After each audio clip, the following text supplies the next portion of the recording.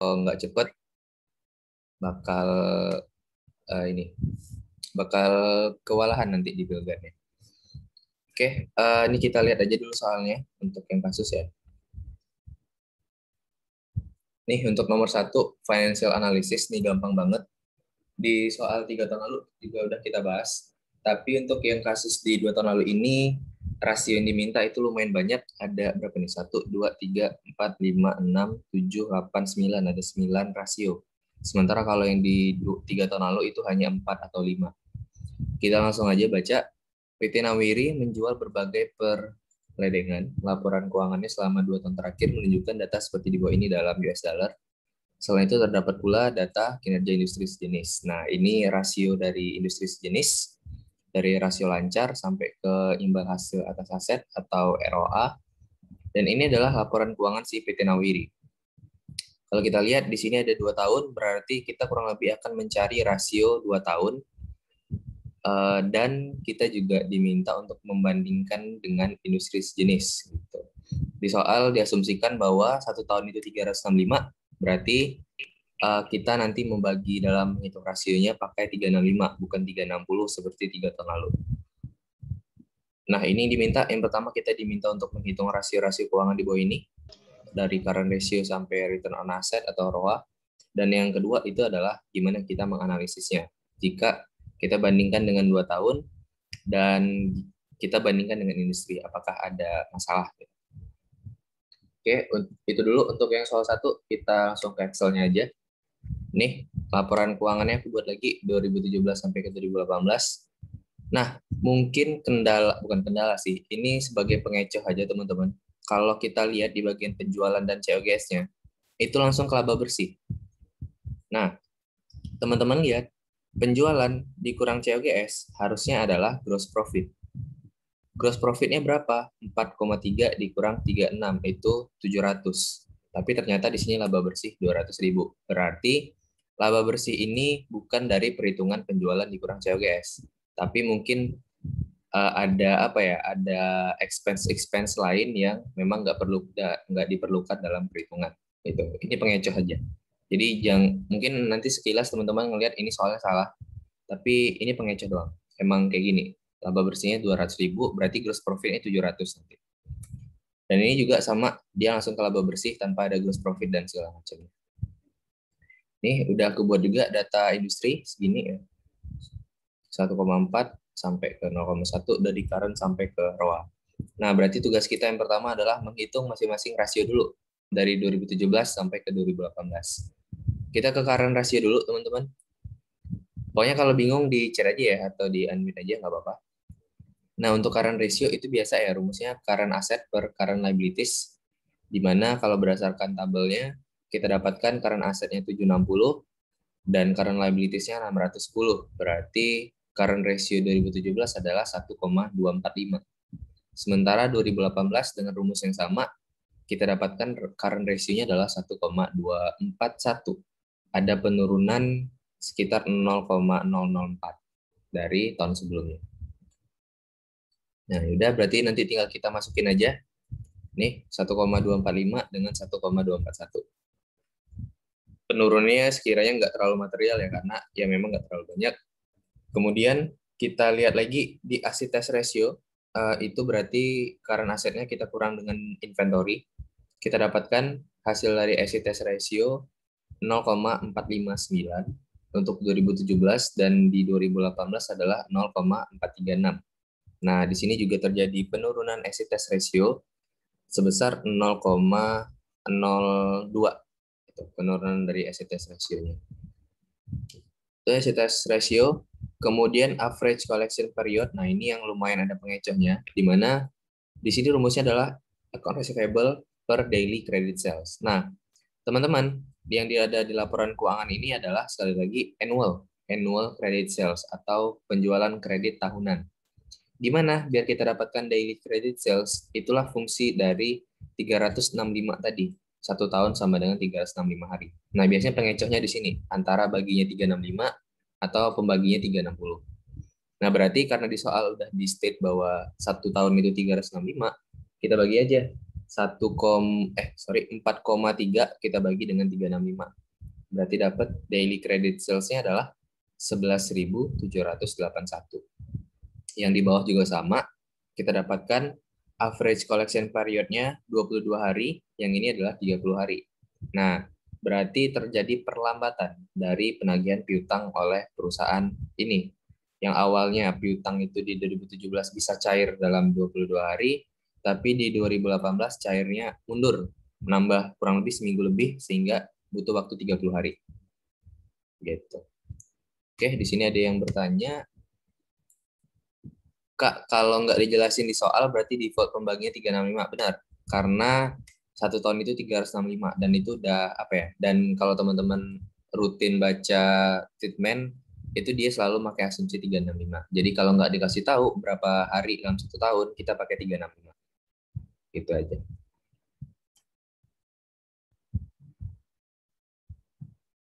Oke, kita lanjut lagi. Ini kalau average collection period hari ya satuannya. Kemudian kita lanjut ke inventory turnover. Nah, ini menunjukkan percepatan perputaran inventory semakin tinggi, semakin cepat, berarti semakin liquid inventory-nya. Rumusnya adalah COGS per inventory. Ini nggak ada pengecoh sama sekali. COGS ya COGS, inventory ya inventory. Kita dapatkan 2017 7,5, 2018 5,5. Nah, ini adalah rasio perputaran persediaannya, di mana terjadi penurunan kecepatan yang awalnya 7,5 turun menjadi 5,5. Artinya apa? Artinya penurunan inventory turnover ini menunjukkan pada 2018 inventory kita itu lebih lama lakunya atau lebih lama terkonversi menjadi kas dibandingkan dengan 2017. Karena kecepatannya menurun dari 7,5 ke 5,5. Kemudian kita lihat DER ini debt to equity ratio. Ini menunjukkan perbandingan antara utang dengan modal.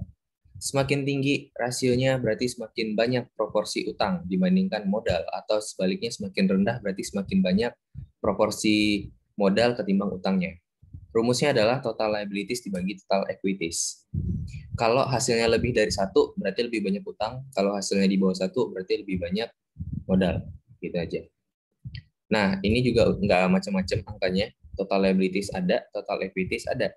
Kita dapatkan hasilnya adalah 1,4.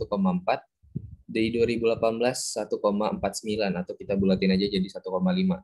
Artinya apa? Artinya terjadi penambahan proporsi utang, teman-teman gitu. Kenapa? Karena sekali lagi kalau ini kan total liabilities dibagi total equities. Kalau total liabilities-nya naik, maka hasilnya bakal lebih tinggi lagi. Sementara kalau total equities-nya yang naik karena dia sebagai penyebut, maka justru akan lebih rendah hasilnya ketika TE-nya naik. Dia berbanding terbalik.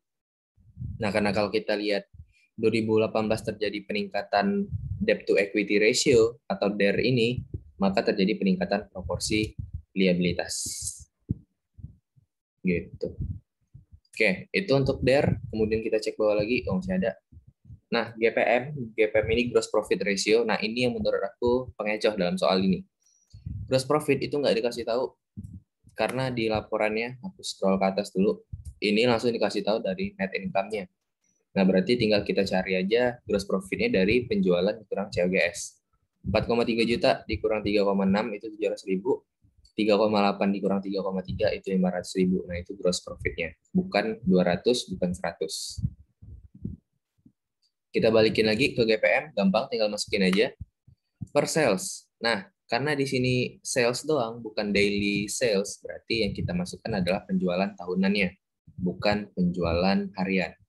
Kalau yang average collection period itu penjualan harian, kalau yang gross profit margin, net profit margin, itu sales utuh yaitu annual sales sebesar 4,3. Sehingga kita dapatkan hasilnya adalah 0,16. Sedangkan ini kalau kita persen ya biar lebih enak bacanya, 16,28%. Yang ini adalah 13,16%. Nah, kalau kita lihat di sini terjadi penurunan gross profit margin, itu bisa terjadi atau bisa diakibatkan oleh dua hal.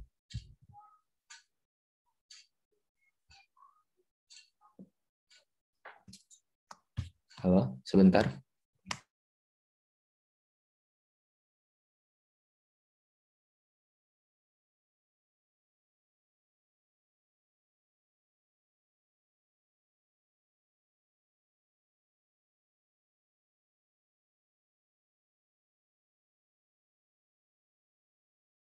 Halo, sorry teman-teman tadi ini mat, uh, wifi-nya sempat gangguan. Apakah suara aku udah kedengaran? Oke, kita kembali lagi ke ini.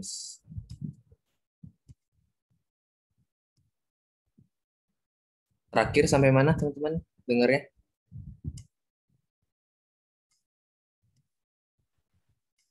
Yang disebabkan. Oh, oke. Oke, kita lanjut lagi. GPM ini terjadi penurunan. Apa sih penyebab penurunan dari gross profit margin? Itu bisa jadi dari sisi penurunan sales. Penurunan sales. Atau yang satu lagi justru peningkatan biaya. Nah, jadi ini kayak di akuntansi biaya ya. Bisa jadi penurunan dari keuntungan perusahaan itu disebabkan yang pertama, kegagalan perusahaan dalam mencapai target penjualan.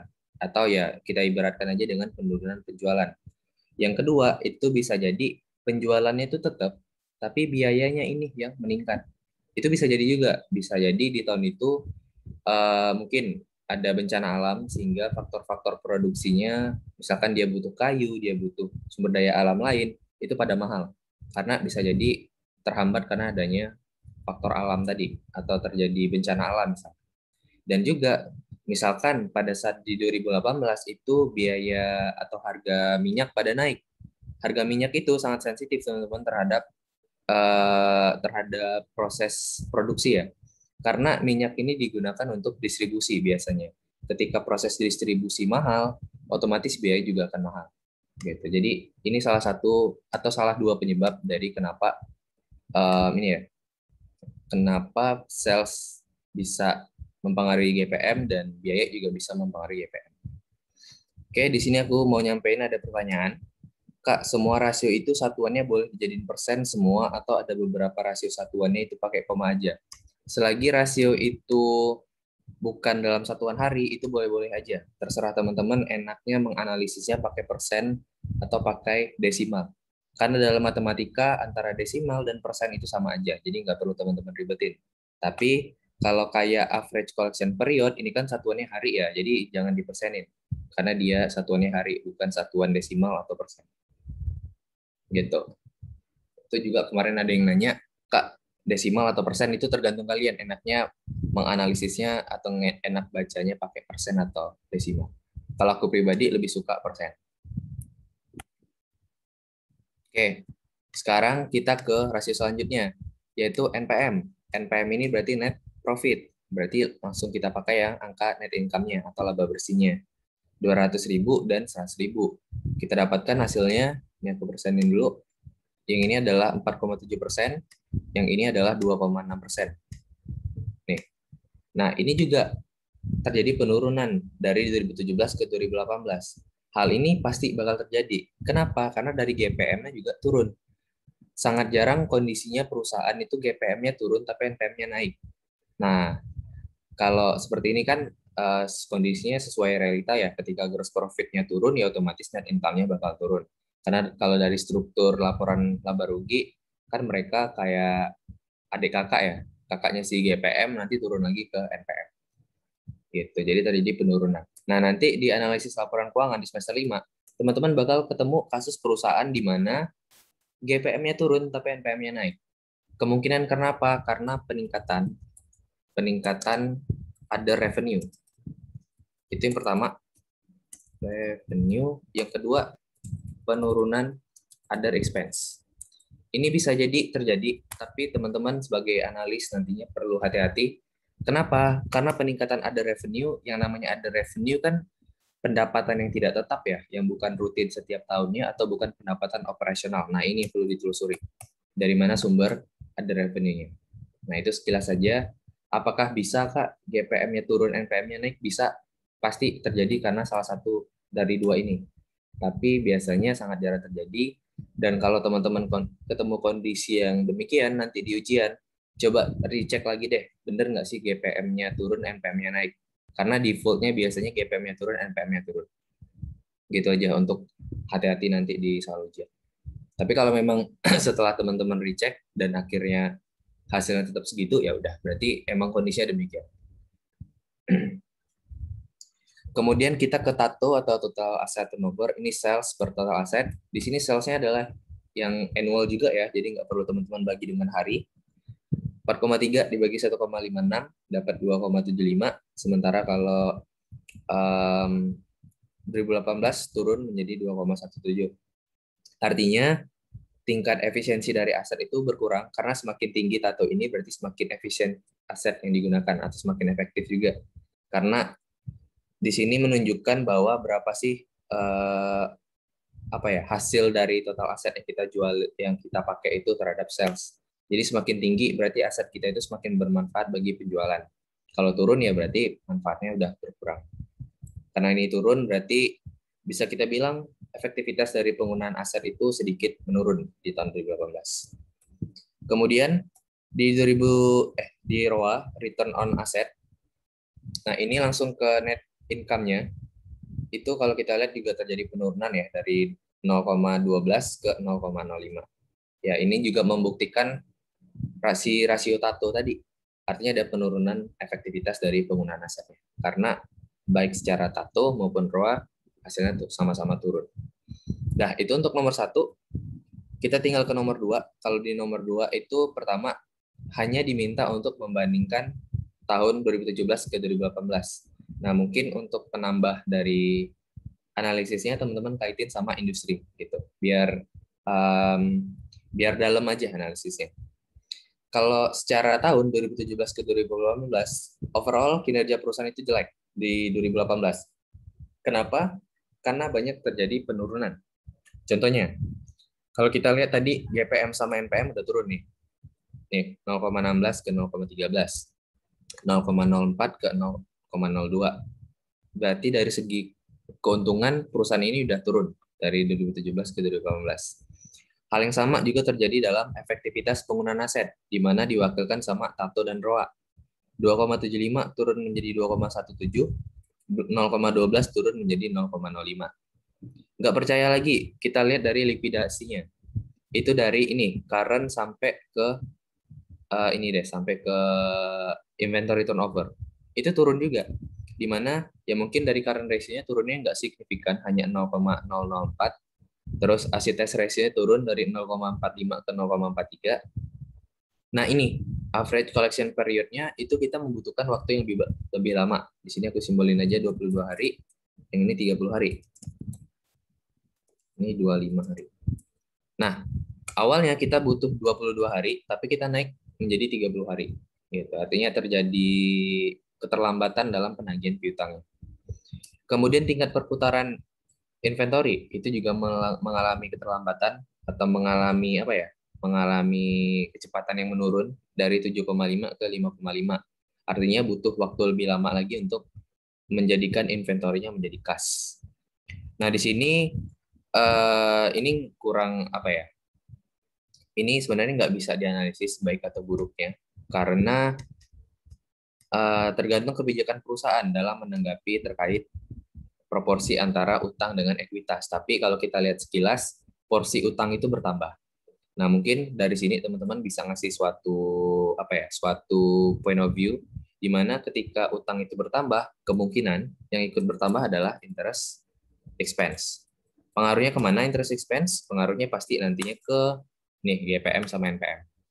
Karena interest expense mungkin ke GPM nggak terlalu pengaruh, tapi ke NPM itu berpengaruh. Ke ROA juga nanti berpengaruh. Ke EPS, terus ke rasio-rasio yang terkait dari laporan laba rugi pasti akan terpengaruh dengan adanya kenaikan dari utang ini.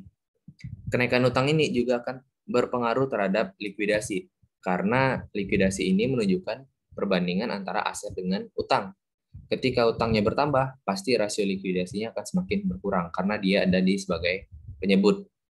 Nah, itu. Jadi itu mungkin yang perlu di red flag-in oleh perusahaannya kalau proporsi utangnya meningkat. Gitu aja. Nah, itu baru perbandingan antara 2017 dan 2018. Kita bandingkan lagi deh 2018-nya dengan industri. Dan ini semakin kelihatan kacaunya si perusahaan ini. Dari current ratio itu udah kalah jauh, di mana 2018 1,24, sementara industrinya adalah 1,4. Nah, ini kan lumayan jauh nih, 0,02 sekian. Kemudian acid test ratio juga jauh, 0,4 dengan 0,6. Average collection-nya juga jauh, di mana industri itu rata-rata hanya butuh 25 hari doang untuk menjadikan piutangnya menjadi kas. Tapi si perusahaan kita ini butuh 30 hari. Inventory turnover-nya juga kita kalah cepat. DER-nya itu masih sama, jadi ini nggak masalah, berarti terjadi peningkatan utang tersebut itu bukan suatu permasalahan. Gross profit margin kita lebih unggul, tapi kalau dari NPM kita jauh lebih rendah. Artinya kita di sini ini fix kita kebanyakan other expense.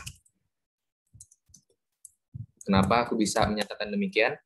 Kalau kita lihat itu secara industri kita tinggi nih gross profitnya. Artinya kita hemat dalam COGS dan kita tinggi dalam penjualan. Tapi NPM kita itu turun sangat jauh menjadi 0,02. Artinya ada other expense sebesar 0,11. Itu lumayan menggerus GPM kita. Nah, secara efisiensi penggunaan aset kita kalah dengan industri. Kemudian secara return on asset otomatis kita juga kalah karena tatonya lebih rendah dan ROA akhirnya juga lebih rendah. Berarti overall bisa kita simpulkan perusahaan kita ini lebih jelek dibandingkan industri. Dan kalau secara tahun performa 2018 itu lebih kacau dibanding performa 2017 gitu. Nanti kesimpulan akhirnya. Oke, silakan yang mau bertanya, aku read chatnya satu-satu. Nanti kalau disuruh analisis satu-satu setelah perhitungan atau kesimpulan di akhir aja. Menurut aku untuk analisis satu-satu rasionya setelah perhitungan aja teman-teman. Jadi misalkan di sini ya, current rasio itu turun, apa penyebabnya dan apa efeknya gitu. Jadi teman-teman nggak perlu makan kertas terlalu banyak dan menurut aku lebih rapi aja formatnya.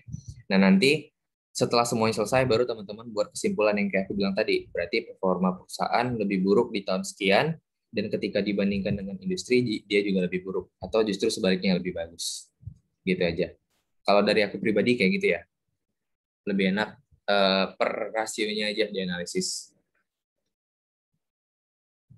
Oke, itu untuk pertanyaan dari sebelumnya. Kak, tadi tato kepanjangannya apa nih? Total asset turnover. Di soal ada total asset turnover. Oke.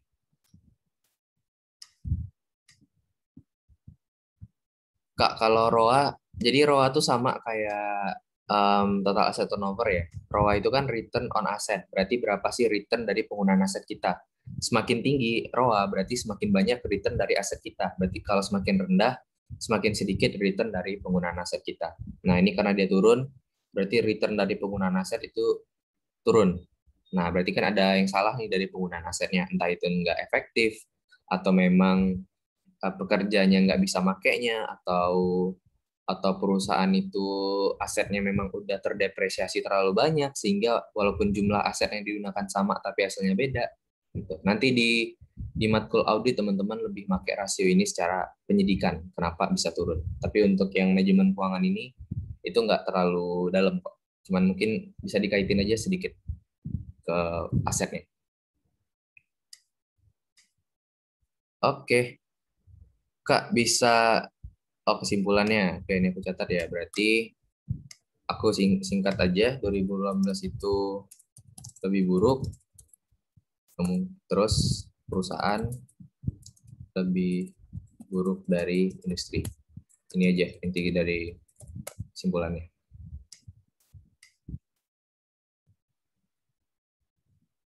Berarti itu bisa disebabkan other expense kebanyakan juga bisa ada revenue kecil ya Kak? Benar. Jadi untuk kenapa sih GPM-nya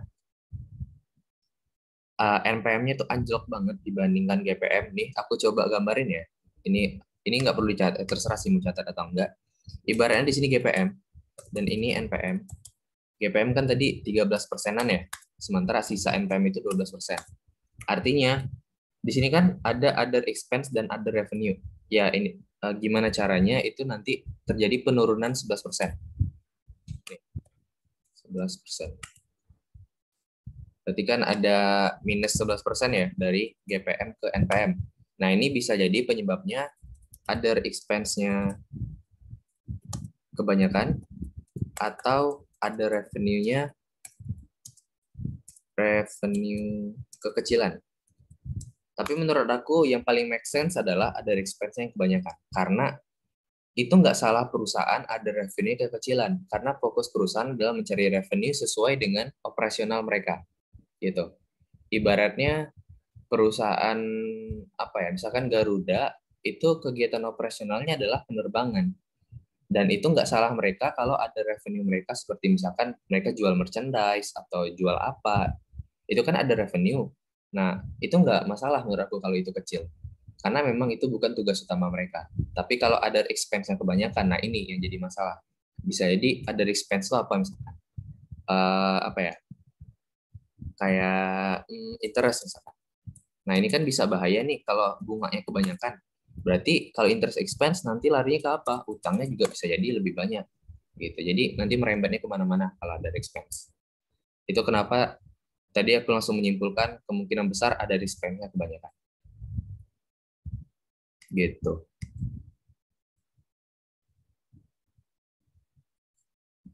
Itu aku untuk menjawab yang ini ya, yang pertanyaan si Gador. Nah, untuk yang dari Val, gimana cara analisisnya? Ya itu teman-teman harus belajar. Karena kalau aku jelasin satu-satu lagi nanti nggak terkejar. Jadi mungkin cara dari aku ya, teman-teman paham dulu rasio ini tujuannya untuk apa. Dan kalau teman-teman lupa, teman-teman bisa lihat dari rumusnya. Dari rumusnya ini bisa ketahuan kira-kira ketika lebih tinggi itu lebih bagus atau lebih rendah yang lebih bagus gitu aja. Jadi untuk gimana cara analisisnya, ya mungkin teman-teman harus memang ini sendiri, research sendiri, kayak baca-baca sendiri gimana cara analisisnya. Soalnya kalau dijelasin satu persatu, berarti kita ngulang lagi dari time pertama nantinya.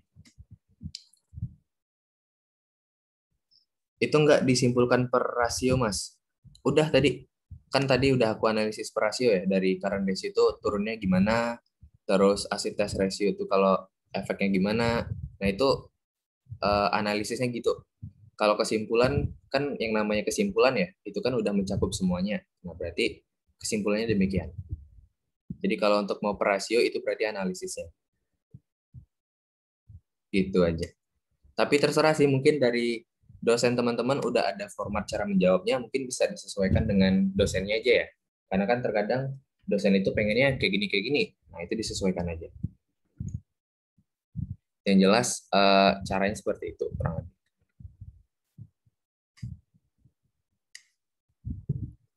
Kak, tadi inventory turnover dan tato lebih bagus, lebih tinggi ya. Karena, nah ini, saran aku teman-teman jangan ngapalin bagusnya tinggi.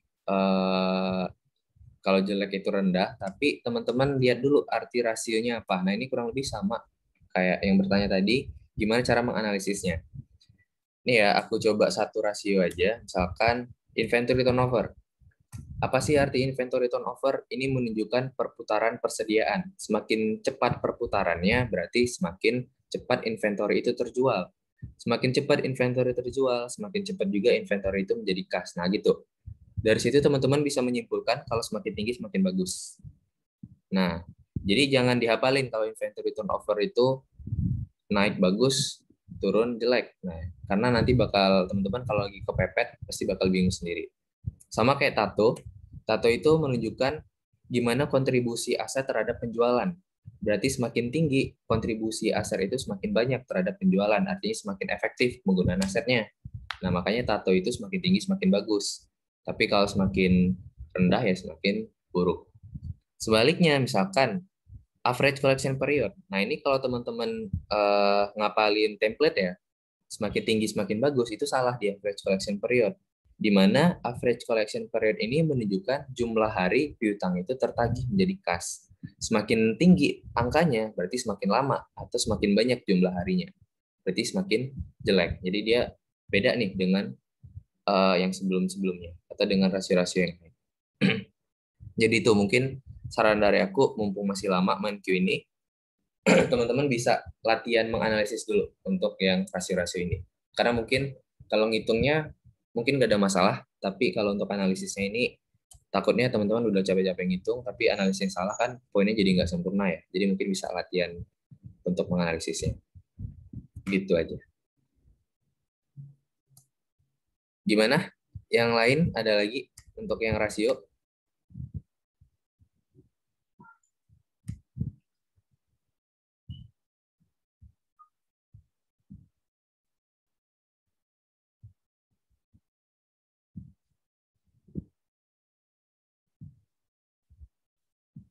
Kak, mau memastikan kalau misalkan GPM turun, terus NPM-nya naik, itu kemungkinan besar jadi peningkatan di ada revenue, benar. Karena kalau dalam struktur laporan laba rugi kan setelah gross profit, itu bukan revenue operasional lagi, tapi revenue di luar operasional atau ada revenue. Jadi, kemungkinan kalau ada peningkatan NPM dibandingkan GPM-nya, berarti ada peningkatan ada revenue.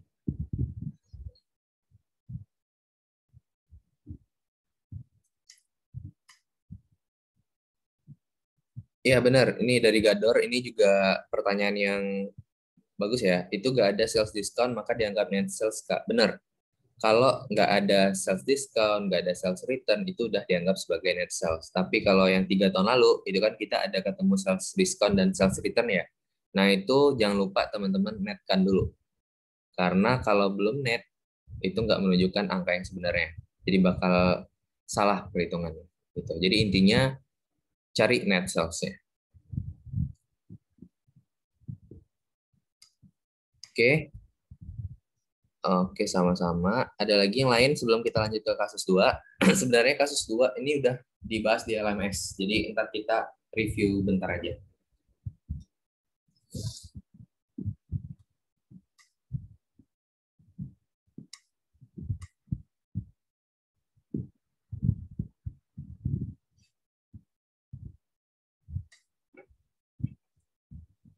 Gimana teman-teman?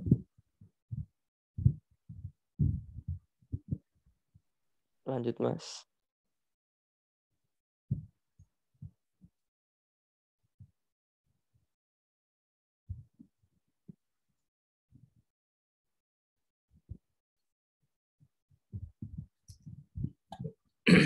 Kalau nggak ada, oke.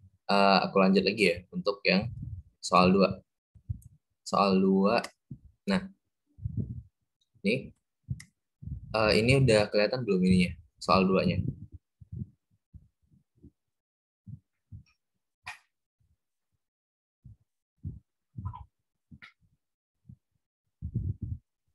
Kelihatan, Mas. Oke. Nah, ini mungkin kalau teman-teman ada PR LMS, dan akhirnya sadar kalau soal LMS itu diambil dari soal 2 tahun lalu. Nah, ini aku ingat banget pernah jawabin ini. Risk and return 15 poin, dan menurut aku 15 poin di sini lumayan gampang untuk didapatkan karena risk and return itu nggak membutuhkan nggak membutuhkan skill analisis yang terlalu banyak seperti rasio yang nomor 1 tadi. Nah, kita lihat kita di sini bekerja di kantor investasi Merrill Lynch Indonesia. Klien kita itu meminta rekomendasi untuk menentukan investasi yang hendak diambil. Pilihan investasi itu antara PTA dan PTB, dan semuanya adalah perusahaan terbuka di BEI. Dengan data sebagai berikut. Berdasarkan data setahun terakhir, return BEI 10%, maka return A 15%, sedangkan return B naik 17,5%. Nah, poin pertama ini itu berguna dalam menentukan beta. Kemudian poin kedua, tingkat imbal hasil obligasi pemerintah Indonesia 5%, berarti ini adalah tingkat bunga dari instrumen bebas resiko atau RF kalau di manajemen keuangan simpelnya. Kemudian yang poin ketiga adalah tingkat pengembalian yang diharapkan atau expected return market itu 12%, berarti EM-nya 12%. Pertanyaan pertama, itu kita diminta untuk menghitung expected return dari A dan B menggunakan metode CAPM. Oke, di sini aku buat dulu rumus dari CAPM. Itu adalah RF ditambah beta dikali EM dikurang RF. Gitu. Ini ya rumusnya ya. RF ditambah beta dikali EM dikurang RF. Sebelum kita lanjut menjawab, kita cek dulu variabel-variabel apa aja yang sudah tersedia. RF itu udah ada sebesar 5% dari poin kedua, di mana diwakilkan oleh obligasi pemerintah Indonesia. Kemudian untuk beta, itu belum diketahui, tapi bisa kita cari dari poin pertama. Untuk expected market udah ada di poin ketiga sebesar 12%. Nah, gimana cara mencari beta? Nah, ini nggak bosan-bosan aku ingetin teman-teman, rumusnya adalah E R delta ya. D ini delta delta return perusahaan per delta return pasar. Ini ya, ini rumusnya. Ini silakan dicatat sekarang karena mana tahu muncul. Nih. Jadi rumusnya delta return perusahaan dibagi dengan delta return pasar. Rumusnya. Delta itu perubahan. Kalau dalam matematis, delta itu perubahan. Nah, berapa sih perubahan return perusahaan? Di soal dibilang yaitu 15% yang untuk PTA. Sedangkan pada saat itu terjadi perubahan return pasar di mana diwakilkan oleh BI sebesar 10%. Berarti beta A berapa? 15% dibagi 10%. Makanya dapat 1,5. Sementara untuk PTB berapa? Cari delta return perusahaannya berapa? 17,5. Sementara pada saat itu perubahan dari return pasar adalah 10%. Berarti 17,5 kita bagi dengan 10. Kita dapatkan 1,75. Nah, itu ya untuk cari betanya. Perusahaan dibagi pasar, perusahaan dibagi pasar. Berarti perusahaan A dibagi pasar, perusahaan B dibagi pasar. Dapat beta A-nya 1,5 dan beta B-nya 1,75. Oke, sebelum aku lanjut, mungkin sampai sini dulu. Ada yang bertanyakan?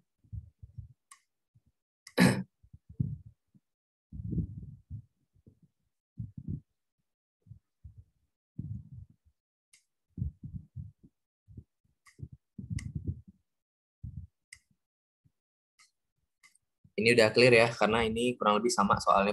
Angkanya pun sama. Oke, aku lanjutin dulu biar kita bisa ngebut juga. Nanti setelah kita dapatkan semuanya, baru kita masukkan ke ini ya, ke rumus yang ini. RF ditambah beta dikali EM dikurang RF. Nah, kita dapatkan expected return dari aset A adalah 15,5%. Dari rumus itu ya. Sedangkan yang aset B itu kita dapatkan expected return-nya adalah 17,25%. Nah, berarti udah selesai untuk nomor 1, di mana yang diminta hanyalah expected return-nya. Nah, kemudian kita lanjut ke nomor 2, teman-teman. Investasi apa yang kita rekomendasikan ke klien? Nah, karena tadi klien itu datang untuk meminta rekomendasi, akhirnya output-nya adalah sebuah rekomendasi. Nah, ini kembali lagi, itu kita nggak ada jawaban mutlak. A lebih baik, B lebih buruk, atau B lebih baik, A lebih buruk. Nggak ada kayak gitu. Tergantung sifat dari klien kita. Kalau klien kita berani mengambil resiko atau sifatnya risk taker, kita sarankan aset B. Kenapa? Karena aset B ini memiliki return 17,25%, lebih tinggi dari A, tapi di sisi lain resikonya juga lebih tinggi, karena betanya adalah 1,75. Gitu. Jadi resiko itu disimbolkan oleh beta. Nah, tapi kalau klien kita ini mau main aman, itu ambil aja yang A, expected return yang A, di mana expected return-nya 15,5% lebih rendah, dan juga resiko juga lebih rendah. Jadi kalau dia risk avoider, jadi ambil yang A. Gitu cara kita merekomendasikan ke klien. Jadi ntar keputusannya tinggal si klien ini yang milih. Dia mau ke aset B yang untungnya lebih tinggi, tapi resikonya tinggi, atau ke A yang resikonya lebih rendah dan expected return-nya otomatis lebih rendah juga. Gitu. Nah, itu dulu untuk 1-2. Sebelum kita lanjut yang ketiga, ada yang bertanyakan, teman-teman?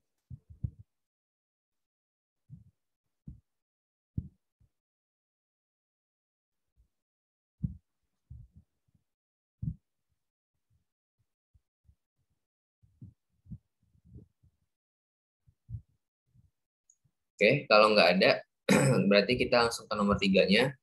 Nah, ini apabila klien menambah data PTC dan PTB seperti di bawah, ini nanti ada kurvanya, apakah Anda akan tetap merekomendasi Anda pada poin B? Apakah kita ada revisi rekomendasi? Nah, kita lihat di sini ada C dan D. Nah, ini kurang lebih menjelaskan juga kenapa yang di soal 3 tahun lalu, itu kan ada yang undervalued sama overvalued ya. Itu kenapa? Karena C dan D ini bukan bagian dari perhitungan kita. Makanya dia di luar garis dari, ini garis SML ya namanya, Security Market Line, yang kita di soal 3 tahun lalu.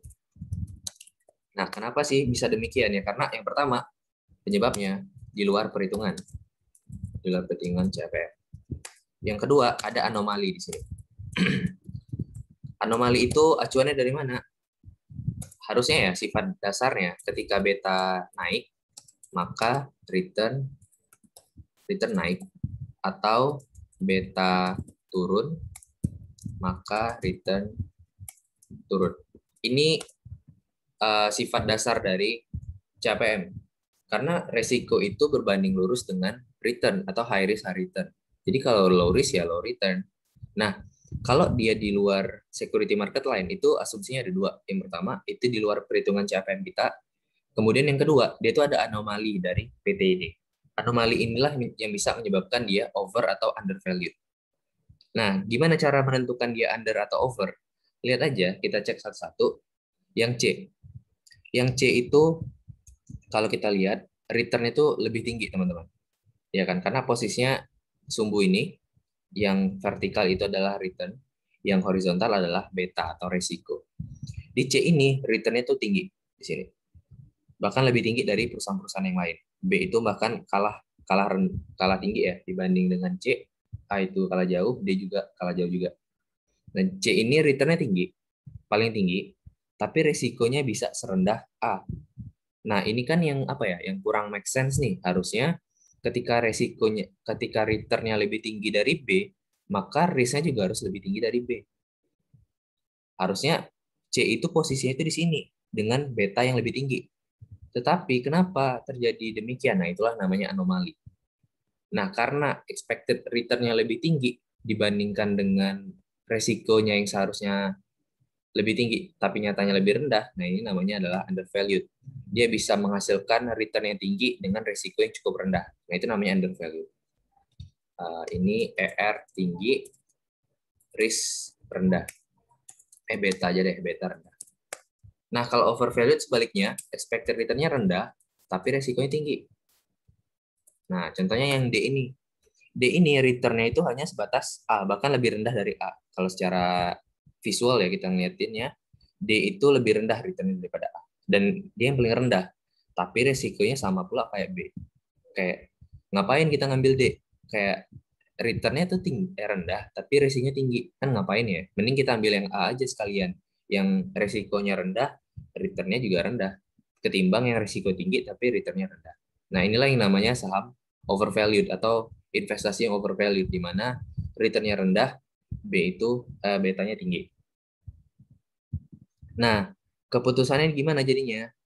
Kalau ada soal yang kayak gini, kita ambil yang undervalued. Kenapa? Karena undervalued ini, ya tadi, kita bisa mendapatkan return yang tinggi dengan beta yang rendah. Jadi yang awalnya kita menyarankan antara B dan A, sekarang kita ubah saran kita menjadi C. Karena C ini merupakan, kalau teman-teman lihat, merupakan perpaduan antara A dan B, di mana dia mengambil sifat A yang resikonya rendah, dia mengambil sifat B yang returnnya tinggi. Jadi dia udah kombinasi antara A dan B. Akhirnya kita menyarankan kalau klien kita mengambil investasi C, bukan A, bukan B, apalagi D. Gitu. Gimana? Ada yang mau ditanyakan untuk yang nomor 2? Kurang lebih kayak gitu. Kalau ada yang bingung silakan di unmute atau di chat boleh.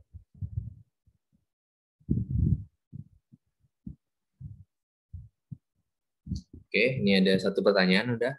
Aku cek dulu. Anomali itu untung-untungan ya, Kak? Sebenarnya kalau bagi investor ini bisa untung-untungan, tapi kalau di kinerja perusahaan ya itu bisa jadi terjadi. Apakah ada perusahaan yang returnnya tinggi tapi resikonya rendah? Ada. Perusahaan apa? Misalkan ya perusahaan yang memang fundamentalnya udah bagus. Biasanya perusahaan-perusahaan yang udah berdiri lama. Contohnya misalkan kita anggap aja yang udah berdiri lama itu apa ya? BCA misalkan. Nah, BCA itu resikonya rendah, cukup rendah, karena ya BCA ini merupakan perbankan yang udah senior bisa dibilang, dan returnnya tinggi. Nah, itulah kenapa biasanya yang kayak saham-saham yang kayak gini tuh tetap ada gitu. Jadi dia di luar apa ya, dia sedikit menyimpang di teori aslinya, tapi ada di lapangan kondisi perusahaannya kayak gini. Apakah ada saham yang overvalued? Ada. Biasanya sahamnya udah yang kayak udah bukan zamannya lagi. Misalkan dulu Nokia itu zaman banget. Mungkin ya kalau perusahaan Nokia itu ada sahamnya itu tinggi banget nih sekarang. Tinggi banget dulu nilai returnnya. Nah tapi sekarang apa? Justru Nokia ini kan returnnya turun karena memang bahkan nggak ada lagi yang pakai Nokia. Returnnya turun dan justru resikonya tinggi. Nah itu namanya overvalue. Dan kalau bagi investor ya bisa jadi untung-untungan kalau kita nggak pandai menganalisisnya. Gitu aja. Ini ada lagi beta rendah itu bagus kak atau tinggi yang bagus. Nah itu kembali lagi nggak ada yang buruk. Kembali ke nomor 2. Kalau misalkan kita mau berani ngambil resiko, kita ambil yang betanya tinggi. Kalau mau ngambil yang aman ya kita ambil resiko yang rendah. Karena antara resiko dan return itu memang trade off teman-teman. Ketika kita berani ngambil resiko tinggi, return kita kemungkinan tinggi. Kalau kita nggak berani ngambil resiko, return kita kemungkinan ya di situ-situ aja. Makanya terdapat perbedaan yang signifikan kalau teman-teman invest di obligasi negara sama di obligasi perusahaan. Obligasi negara itu karena bebas risiko, returnnya ya paling 5, 6, 7. Sementara kalau di obligasi perusahaan itu bisa belasan persen. Nah, tapi risikonya lebih tinggi kalau di obligasi perusahaan. Gitu. Jadi kembali lagi kayak aku bilang tadi, nggak ada ukuran mutlak dia baik atau buruk, tergantung sifat dari klien. Oke, ada lagi yang bertanya, Kak, tadi yang risk ambil yang kecilan atau yang besaran? Kalau dia risk taker, ambil yang betanya tinggi. Kalau yang dia risknya avoider, dia ngambil yang risknya rendah. Intinya beta itu menyimbolkan dari resiko. Semakin tinggi beta, semakin tinggi resiko.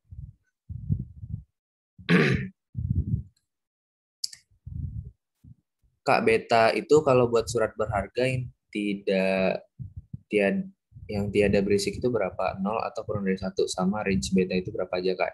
Oh, Kak, beta itu kalau buat surat berharga, nah biasanya beta itu semakin dekat 0 berarti dia semakin tidak beresiko. Nah itu, kalau kapan dia dikatakan dia tidak beresiko ya semakin dia mendekati 0.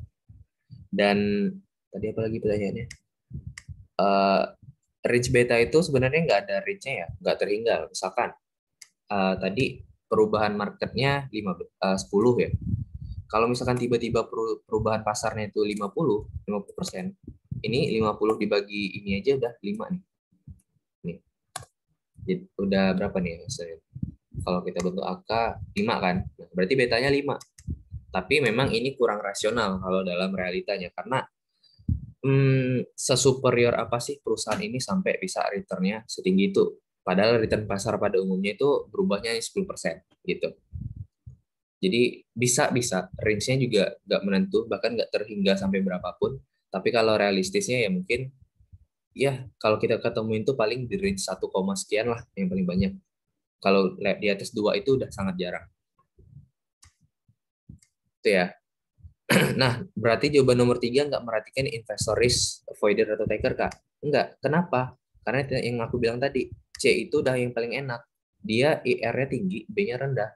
Jadi kalau aku sebagai sebagai penasihat investasinya, ya ini nggak perlu masalah risk avoider atau risk taker lagi. Klien bisa dapat expected return yang tinggi dengan beta yang rendah, gitu. Jadi C itu udah pilihan yang paling menguntungkan. Dia mengambil resiko rendah dari A dan dia mengambil expected return yang tinggi dari B. Ini udah kombinasi yang paling pas. Jadi nggak masalah mau dia risk taker atau risk avoider, tapi yang C ini udah yang paling enak. Gitu. Terus ada lagi di soal biasa dikasih tahu dia risk taker enggak. Jadi di soal itu biasanya dia nggak kasih tahu risk taker atau risk avoider. Jadi ya teman sendiri yang buat analisisnya gimana. Yang jelas kalau dia risk taker berarti dia berani ngambil risiko, dia berani ngambil beta yang tinggi dengan harapan return yang tinggi. Tapi kalau dia nggak berani ngambil risiko ya berarti ambil yang betanya rendah dengan trade off return yang rendah juga. Gitu teman-teman. Gimana? Ada lagi yang mau bertanya untuk nomor 2?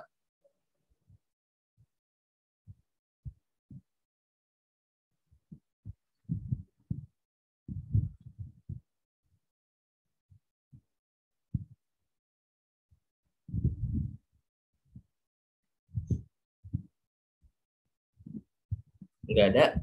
Kalau nggak ada kita lanjut.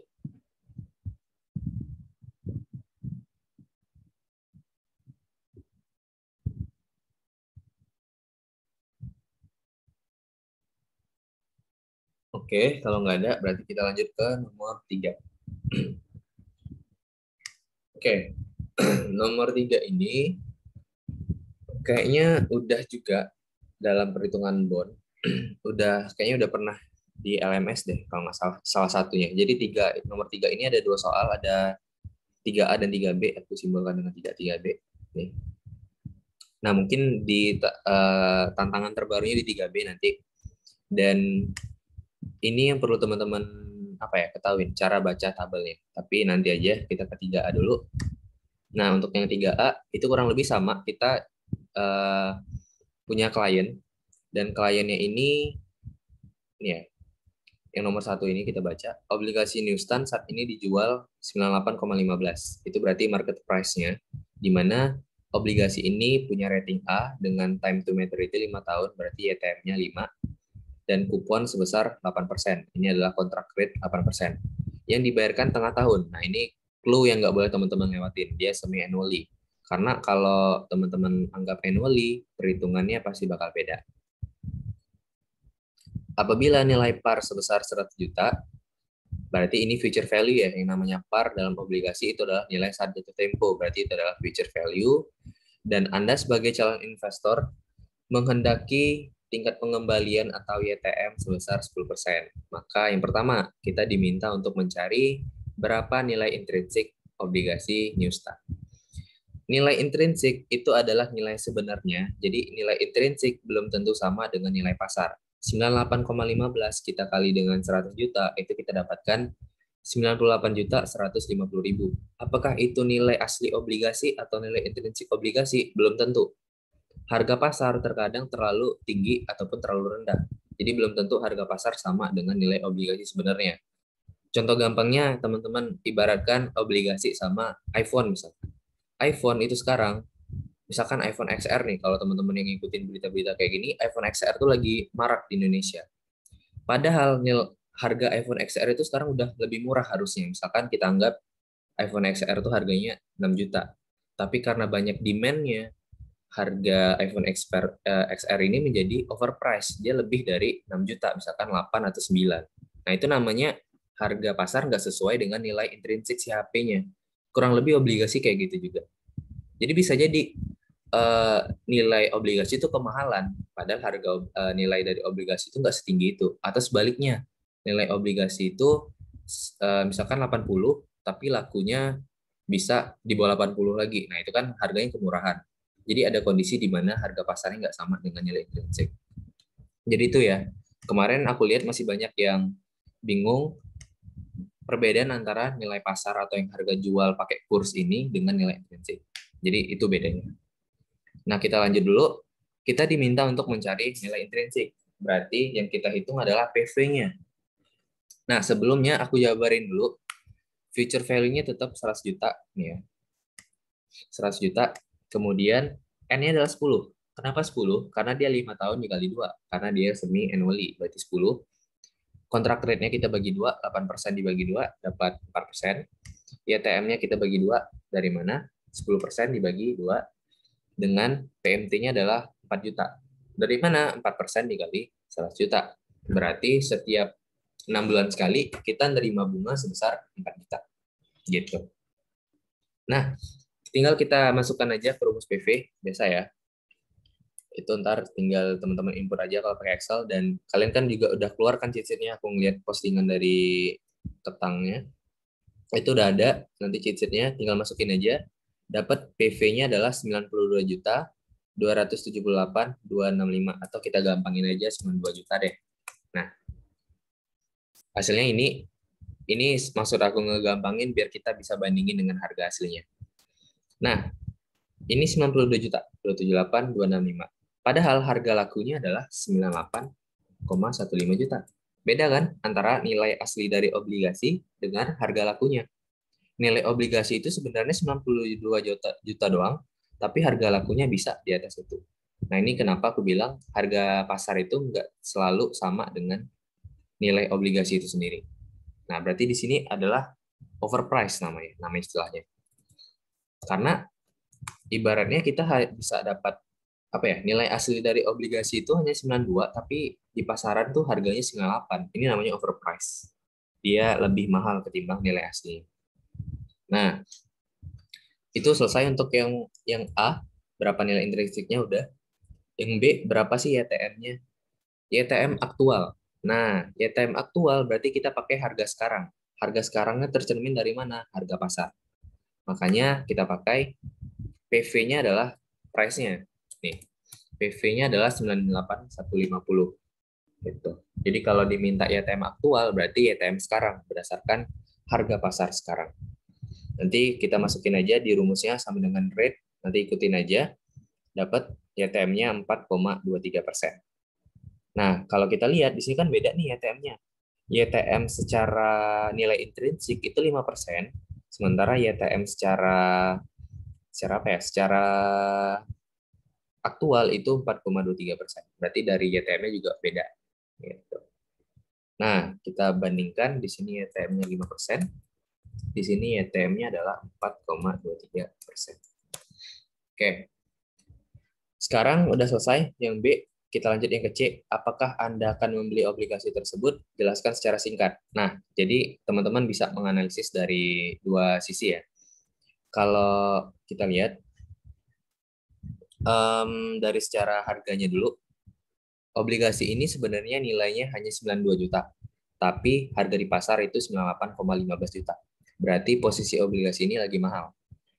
Kenapa demikian ya? Karena harusnya harganya itu 92 juta, tapi kenapa lakunya di atas 92, bahkan 98. Berarti ini namanya overprice. Jadi kalau ada ketemu case yang overprice, itu teman-teman langsung bilang aja, tidak akan membeli. Kenapa? Karena overprice.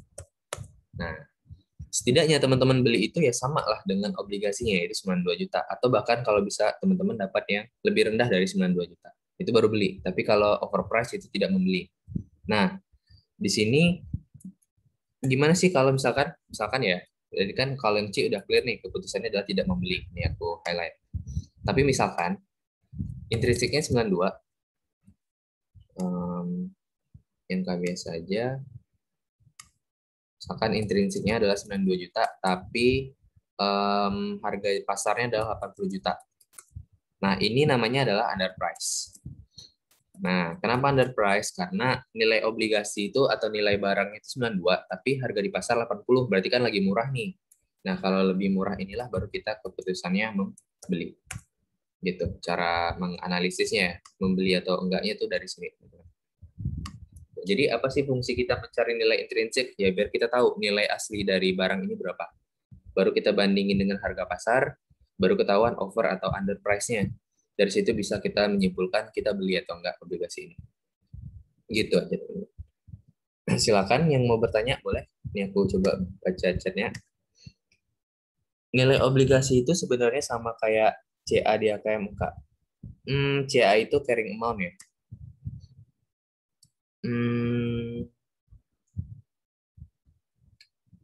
Sebenarnya mungkin ini aku nggak mau menjawab yang pastinya ya, karena aku juga kurang ingat materi di AKM. Tapi aku kalau nggak salah pernah ngeliat di materi AKM itu kalau kita pakai nilai kurs, misalkan ya obligasinya laku sebesar 98,15. Berarti kan kita pakai 98,15. Itu kita ada penyesuaian YTM kalau nggak salah. Artinya 98,15 itu bukan nilai aslinya, tapi nilai pasarnya. Jadi tetap nilai aslinya itu ya yang ini 92 juta itu. Ya, mungkin jangan ini ya, jangan terlalu dipatokin dulu, tapi kurang lebih kayak gitu. Jadi nilai aktual tuh ya harga pasar sekarang, tapi kalau nilai aslinya nilai intrinsik itu aja. Mungkin aku bisa menjawabnya sampai situ dulu, biar nggak bias nantinya. Oke, aku coba baca lagi banyak banget. Oke, Kak, walaupun dia misal perusahaan bagus, kalau udah over value tetap nggak beli juga ya, Kak? Di sini mungkin secara realita, oke. Nah, ini pertanyaan yang bagus. Kak, misalkan dia perusahaan bagus tapi over value, tetap beli juga nggak, Kak? Kalau dalam teori, karena kita masih dalam proses pembelajaran di manajemen keuangan ini, jadi teman-teman tanamin aja kalau di over value nggak beli, kalau under beli, gitu. Tapi dalam realitanya ya bisa terjadi yang demikian. Contohnya misalkan teman-teman PD atau apa ya, kayak kita bisa mengekspektasikan bahwa perusahaan ini walaupun overvalued sekarang, kedepannya bakal naik nilai sahamnya atau nilai obligasinya. Jadi teman-teman nggak masalah ngerasa beli yang overvalued, itu boleh-boleh aja. Tapi kalau dalam teori sekarang, karena kita fokusnya adalah penerapan teori, itu kalau overpriced atau overvalued kita nggak beli dulu. Gitu. Untuk pertanyaan dari Y. Ini bagus nih. Kak, tadi cara PV-nya pakai rate yang ETM ya? Benar. Kalau PV itu rate-nya yang ETM ya, bukan yang kontrak rate. Jadi kontrak rate itu gunanya untuk mencari PFT. Oke, Kak, berarti kalau harga pasar tinggi berbanding terbalik sama current yield, benar. Nah, ini ya, yang for relationship, di mana kalau teman-teman ingat di materi bond itu ada yang 4 relationship atau 4 hubungan. Kalau YTM naik, itu akan menurunkan PV. Kalau future value tetap, karena future value itu nilai jatuh tempo atau nilai par-nya. Sedangkan yang berbanding terbalik itu YTM dengan PV. Oke, sama-sama. Nih ya, ini aku kasih satu lagi, berarti YTM berbanding terbalik dengan PV. Nih, ini silakan teman-teman baca di materi yang bonds. Ada for relationship. Nah, kalau kita lihat tadi YTM-nya 5%, itu PV-nya hanya 92 juta, tapi dengan YTM 4,23 itu PV-nya bisa 98. Artinya dengan tingginya YTM menyebabkan rendahnya PV. Gitu. Itu kenapa YTM dengan PV itu berbanding terbalik. Kak, tips baca soal milih dia ngitung PV anuitas sama biasa gimana? Oke. Kalau dari aku pribadi, kapan sih dia PV anuitas, kapan dia PV biasa atau yang single amount? Teman-teman lihat dulu dia ada payment rutin atau enggak, itu doang. Itu doang clue-nya menurut aku sendiri. Jadi kalau memang ada, di sini aku bilang payment ya, tapi dalam soal bisa jadi kita nerima bukan hanya pembayaran, bisa jadi kita nerima sesuatu rutin, atau kita bisa jadi melakukan sumbangan secara rutin. Nah, kalau rutin tiap periode itu pasti anuitas.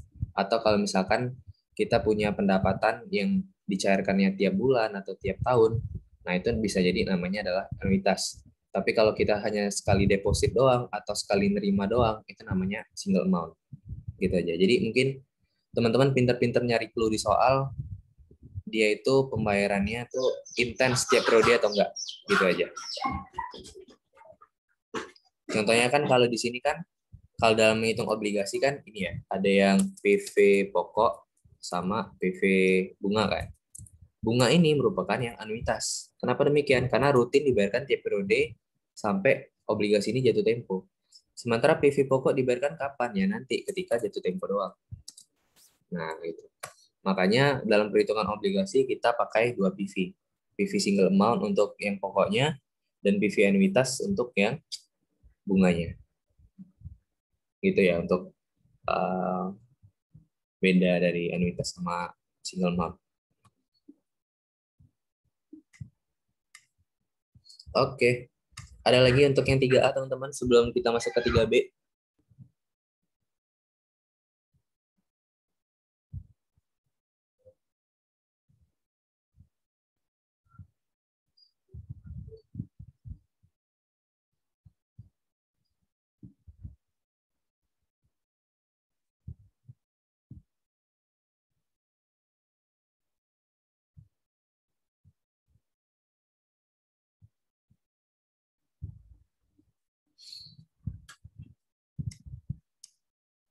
Berarti nomor 3 nggak ada hubungannya sama annuity do ya, Kak?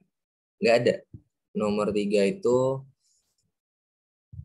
karena kita diminta hanya untuk menghitung obligasi ya. Jadi sebenarnya nggak ada sama annuity do. Jadi kita hanya diminta untuk menghitung obligasi aja.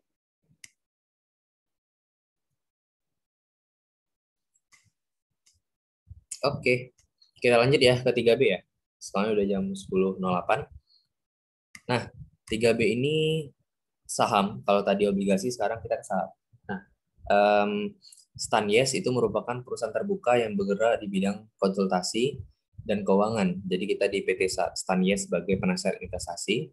di mana Stanies ini mempertahankan dividen payout ratio sebesar 60%, kemudian berencana mempertahankan persentase tersebut selama beberapa tahun ke depan.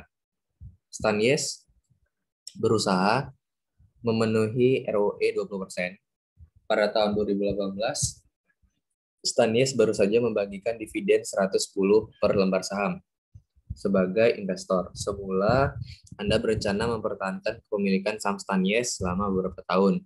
Sebagai perusahaan jasa konsultasi, Stanies memiliki beta 1,09, adapun MRP-nya adalah 1,45%. Kemudian, yang diminta adalah berapa sih nilai saham Stanies saat ini, dan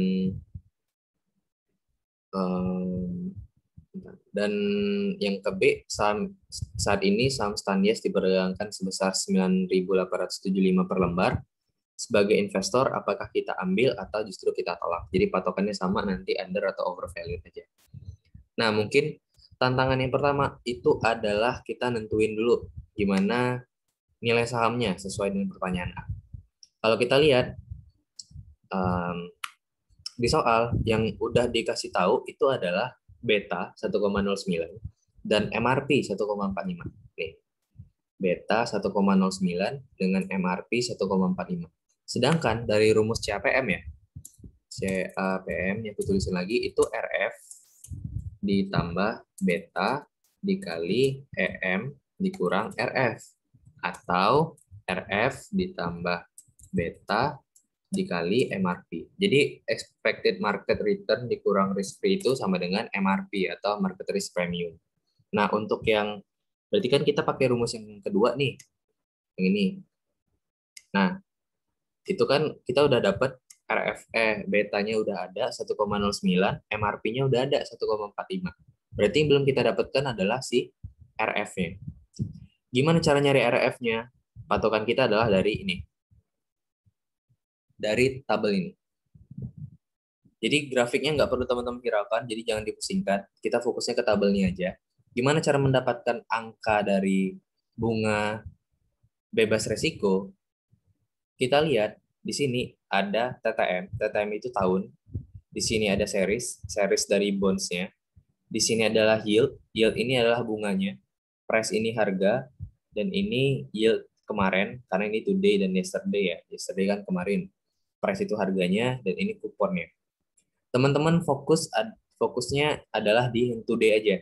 Jadi yesterday dan kupon ini nggak usah dihiraukan. Karena untuk mencari bunga dari instrumen bebas risiko, kita cari waktu yang paling dekat dengan kita, ya berarti hari ini. Kalau ada pilihan antara hari ini dengan kemarin, ya kita pilih hari ini. Karena kan bunga itu berfluktuasi terus, nah berarti kita cari yang acuan terdekat dengan sekarang, yaitu hari ini. Nah, sekarang fokus kita adalah di yield-nya aja. Kita mencari berapa persentasenya. Gimana cara menentukannya? Jadi, kalau dalam perhitungan nanti sebenarnya nanti ini bakal dijelasin lebih lanjut di analisis laporan keuangan.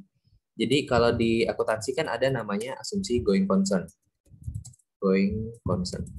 Nah, dengan asumsi going concern ini biasanya perusahaan menerbitkan obligasi minimal 10 tahun. Ini rata-rata ya, rata-rata perusahaan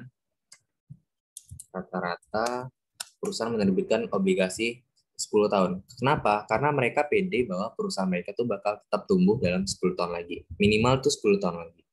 Jadi, dalam pemilihan penerbitan obligasi, itu perusahaan jarang menerbitkan di bawah 10 tahun. 5 tahun itu sangat jarang. Nah, ini kan tahun itu 5,15, anggap aja 5 tahun, 10 tahun, 15 tahun, dan 20 tahun. Nah, jadi memang kalau statistik itu juga membuktikan kalau rata-rata perusahaan obligasinya itu 10 tahun. Karena dia udah memenuhi asumsi going concern perusahaan. Nah, makanya untuk menghitung bunganya, kita ambil dari yang 10 tahun. Kita ambil aja yang dari 10 tahun. Yaitu di sini adalah yield-nya adalah 7,5772. Ini ya, 7,5772. Bukan 7,5434. Karena ini kemarin, kita pakai yang sekarang yaitu 7,5772. Nah, makanya nih 7,5772 nih risk free-nya. Nah, udah dapat risk-free-nya, tinggal kita masukin aja. Kita dapatkan expected return-nya adalah 9,1577%. Gitu. Itu untuk yang A. Sebelum kita lanjut yang ke B, silakan yang ada yang mau tanya, mungkin ada yang bingung, teman-teman. Boleh? Yang untuk yang A dulu.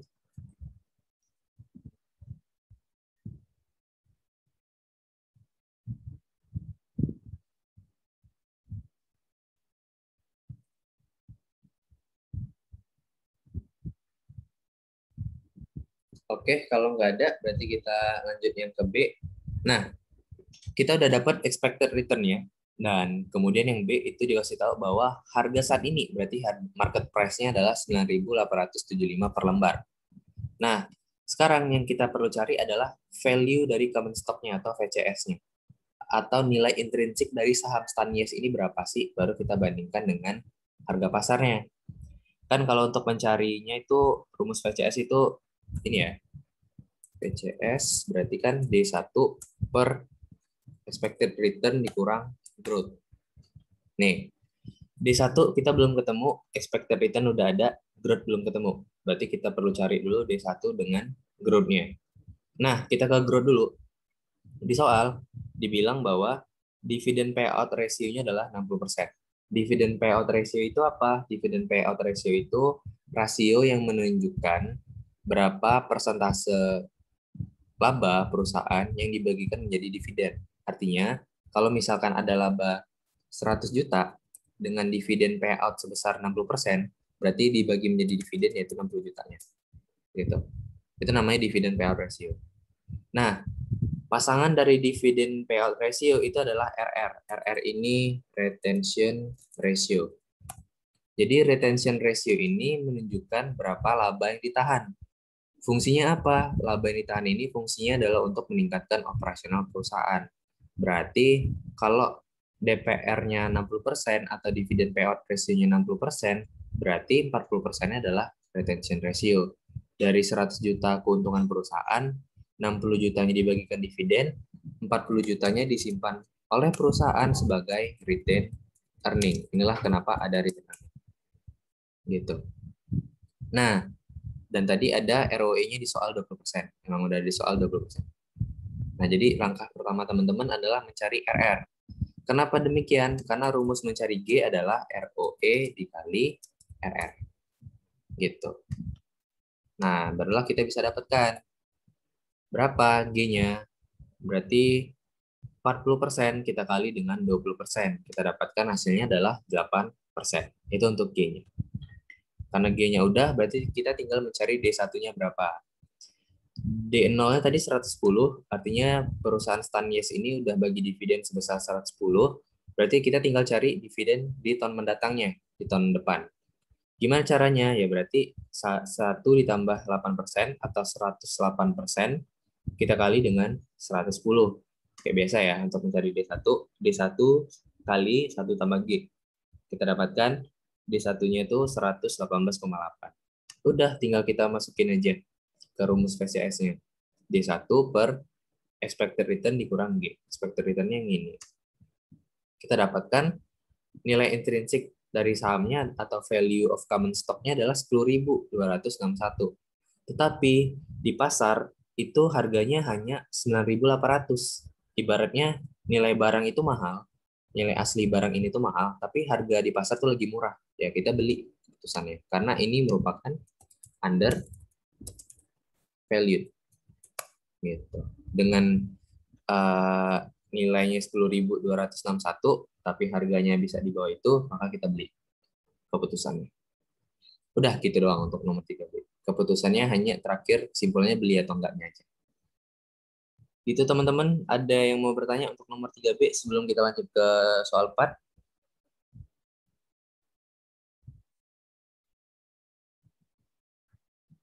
Silakan.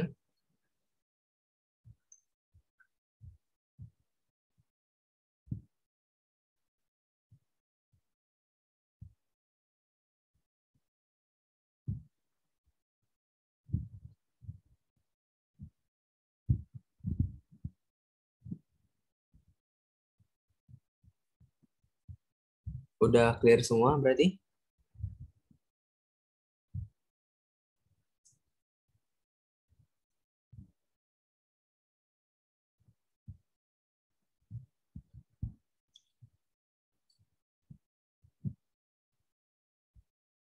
Kak masih bingung nentuin D1 atau D0 gimana? Oke, intinya D0 itu adalah dividen di tahun sekarang, dividen sekarang ataupun dividen yang udah dibagiin. Sementara D1 itu adalah dividen mendatang. Nah, kalau kita lihat, dia itu udah bagi dividen sebesar 110. Nih, baru saja membagikan dividen. Berarti itu kan dividen sekarang. Nah, untuk mengukur di value common stock, itu yang dipakai adalah dividen selanjutnya atau dividen tahun depan. Makanya kita perlu cari D1 ya. Gitu. Kalau misalkan di soal, pada tahun depan, Stanlies akan membagikan dividen 110, berarti 110 ini udah D1-nya. Nggak perlu teman-teman cari lagi. Gitu aja. Perhatiin gimana soal menjabarkannya. Intinya D0 tuh dividen sekarang, dividen di tahun ke-0. Oke. Berarti harga saat ini harga pasar ya, Kak? Harga saat ini harga pasar, benar. Harga aktual, sama kayak di bond tadi ya. Kan ada yang kurs, kalau di bond itu biasanya ada kursnya, kalau di saham itu ada harga saat ini ya. Jadi harga saat ini itu sama aja dengan harga pasar. Jadi rumus expected return itu buat nyari nilai sahamnya kayak benar. Jadi kita mencari expected return yang A untuk kita sangkut pautkan ke B untuk nyari berapa sih nilai dari sahamnya. Baru bisa kita bandingkan dengan harga sekarangnya atau harga pasarnya. Gitu.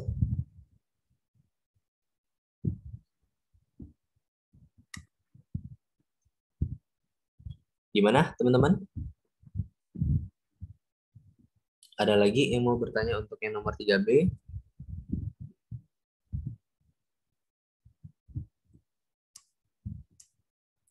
Oke, sama-sama. Nah, ini ada lagi, berarti asumsinya pasti pakai YTM 10 tahun tadi ya, Kak? Benar. Jadi, teman-teman, kalau kepo bisa dicoba di searching aja kenapa 10 tahun, tapi yang jelas alasan utamanya ini, rata-rata perusahaan menerbitkan obligasi itu minimal 10 tahun. Jadi, karena teman-teman masih di tahapan manajemen keuangan, jadi langsung aja pakai 10 tahun aja. Nanti di ALK teman-teman bakal kejawab semua. Ya, jadi biar teman-teman nggak kemana-mana pikirannya, biar nggak terlalu bercabang, langsung aja ambil yang 10 tahunnya.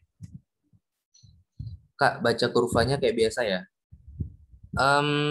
Sebenarnya kurvanya nggak perlu diperhatiin sih, karena nggak ada angka yang perlu kita baca di sana. Karena kurva yang ada di sini itu udah tergambar di tabel ini. Jadi makanya aku bilang kurvanya diabaikan aja. Tapi kalau memang teman-teman pengen baca kurvanya ya sama aja. Di sini adalah yield-nya, di sini adalah jatuh temponya. Semakin panjang jatuh temponya, maka semakin tinggi juga yield-nya. Kayak di foreign relationship di bonds ya, sama aja. Oke, sama-sama. Ada lagi teman-teman?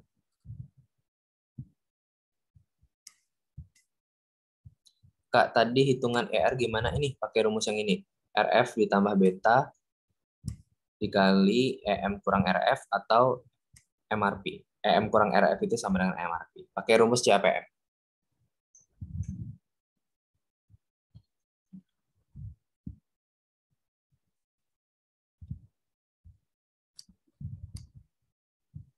Oke, itu ya cara ngitung RR-nya. Oke, di sini aku mau nambahin salah satu lagi. Tapi teman-teman jangan dipusingin ya. Aku minta sebentar. Aku minta teman-teman jangan memusingkan ini. Tapi aku juga, ya benar, ER itu CAPM. CAPM itu metodenya. ER itu hasilnya. Jadi kita mencari expected return pakai CAPM. Sebentar. Oke, itu untuk ER ya. Jadi CAPM ini teorinya. Sedangkan ER itu hasilnya. Nih, 91,57. Pakai rumus yang ini kok. Nah, aku masih ada nggak ya soalnya? Jadi waktu di tahun aku itu, kami tuh sempat heboh sama soal yang dikeluarin sama Pak Eko. Soalnya Pak Eko itu, ini pakai tabel ini juga. Tapi ada perbedaan interpretasi. Maksudnya gimana? Di sini, um, nanti ya, ini kan saham ya. saham itu kan nggak ada jatuh temponya teman-teman. Nah, kalau misalkan teman-teman ingat nggak sih di bond payable, kita itu ada materi untuk menghitung bunga dari bonds ini, itu kita pakai RF ditambah spread. Ya kan? Nah, nanti misalkan teman-teman mau mencari RF-nya, misalkan spread-nya udah dikasih tahu, dan teman-teman bingung RF-nya yang mana. Kalau untuk bond, teman-teman sesuaikan sama kapan jatuh temponya. Gitu. Misalkan, bond teman-teman jatuh tempo 5 tahun lagi. Berarti RF yang teman-teman pakai yang ada yang 5, yaitu 7,0582. Tapi kalau bonds teman-teman jatuh tempo di 10 tahun lagi, itu berarti yang kita pakai RF-nya adalah 7,5772. Gitu. Itu ya, ini untuk bond ya. Ini jaga-jaga aja kalau misalkan muncul. Jadi kalau untuk saham, kenapa asumsinya 10 tahun? Karena memang itu asumsi going concern. Karena memang saham itu juga di sisi lain nggak ada jatuh temponya. Nah, sementara kalau bonds itu kita pakai sesuai dengan periode si bonds ini. Kalau di bonds yang jatuh tempo 5 tahun lagi, berarti kita pakai 7,05. Kalau jatuh tempo 10 tahun lagi, kita pakai 7,5772. Bahkan kalau jatuh temponya 20 tahun lagi, itu kita pakai yang bawah, 8,045. Jadi sesuai dengan ininya ya, sesuai dengan jatuh temponya. Itu aja. Nanti aku coba dulu ulik-ulik lagi, ada nggak ya soal yang dari Pak Eko itu. Kalau ada, nanti bakal aku bahas lagi sama teman-teman. Soalnya kami pernah dikirim sama yang diajarin sama, atau mungkin teman-teman yang ada diajarin Pak Eko, ada nggak ketemu soal baca ini ya, baca tabel tapi untuk versi bond gitu. Ntar mungkin kalau ada boleh dikirimin, nanti di pertemuan selanjutnya aku bahas. Gitu ya. Jadi ini karena kita Stanies ini saham, jadi teman-teman tetap pakai 10 tahun. Ingat itu ya, untuk saham 10 tahun. Tapi kalau untuk bond itu sesuaiin sama periode jatuh temponya, itu aja. Jadi jangan sampai bingung. Besok misalkan kalau muncul soal tipikal yang kayak gini. Itu dulu untuk yang nomor 3B. Silakan teman-teman, ada yang mau ditanyakan lagi sebelum kita lanjut ke soal 4 yang terakhir.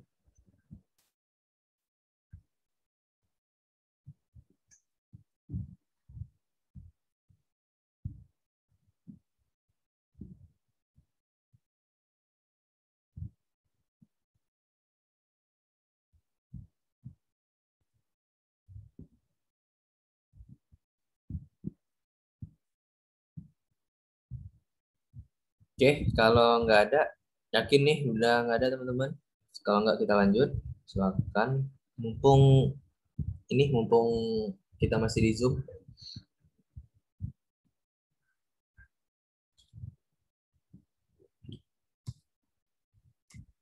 Oke, kalau nggak ada, guys kita lanjut. Nih ya, tolong kalau misalkan di sini ada yang anak diajarin sama Pak Eko, kalau ketemu soal ini tolong dikirim ya teman-teman. Atau enggak nanti aku coba ulik lagi, masih ada aku simpen soalnya. Nanti kita bahas. Mungkin dari sini aku cuma bisa ngasih clue-nya dulu. Kalau saham sekali lagi patokannya 10 tahun, tapi kalau bond itu sesuaikan sama periode jatuh temponya. Gitu dulu. Oke, kita lanjut ke soal 4. Nah, soal 4 ini gampang susah. Dibilang susah kenapa? Karena angkanya banyak. Dibilang gampang kenapa? Karena kita pakai Excel, gitu aja. Jadi walaupun angkanya banyak, karena kita pakai Excel, insya Allah nggak apa ya, nggak terlalu susah lah. Dengan poin 20 poin, menurut aku ini sangat worth it untuk dikerjakan duluan. Kenapa? Karena tinggal masukin Excel, set dapat. Gitu. Paling tinggal teman-teman gimana cara menginterpretasikan keputusan dari proyek ini. Oke, kita baca dulu soalnya. PT Bergas Waras Bandungan Indah, BWBI, memproduksi oleh-oleh manisan tomat. Wah, keren banget, manisan tomat rasa kurma. Sedang mempertimbangkan alternatif pembelian mesin baru dengan harapan akan dapat meningkatkan kualitas dan kuantitas. Jadi si BWBI ini gabut nih, dia produksi manisan tomat, tapi rasanya kurma. Terus dia ini butuh mesin baru agar penjualannya meningkat. Nah, mesin itu ada initial outlay sebesar 1,2 M. Initial outlay itu investasi awal. Otomatis kalau mau kita beli mesin ya kita harus ngeluarin sebesar sekian. Nah, 1,2 ini untuk beli mesinnya. dengan adanya mesin baru, maka si perusahaan ini akan mengestimasi ada cash masuk pada tahun 1 sampai tahun ke-7. Berarti di sini bisa kita simpulkan tahun ke-7 itu masa akhir dari mesin ya, karena kan mesin kan ada umur ini ya, umur ekonomisnya ya. Nah, tahun ke-1 sampai tahun ke-3 itu 300.000, tahun ke-4 200.000, tahun ke-5 sampai ke-7 350.000. 350 juta, sorry.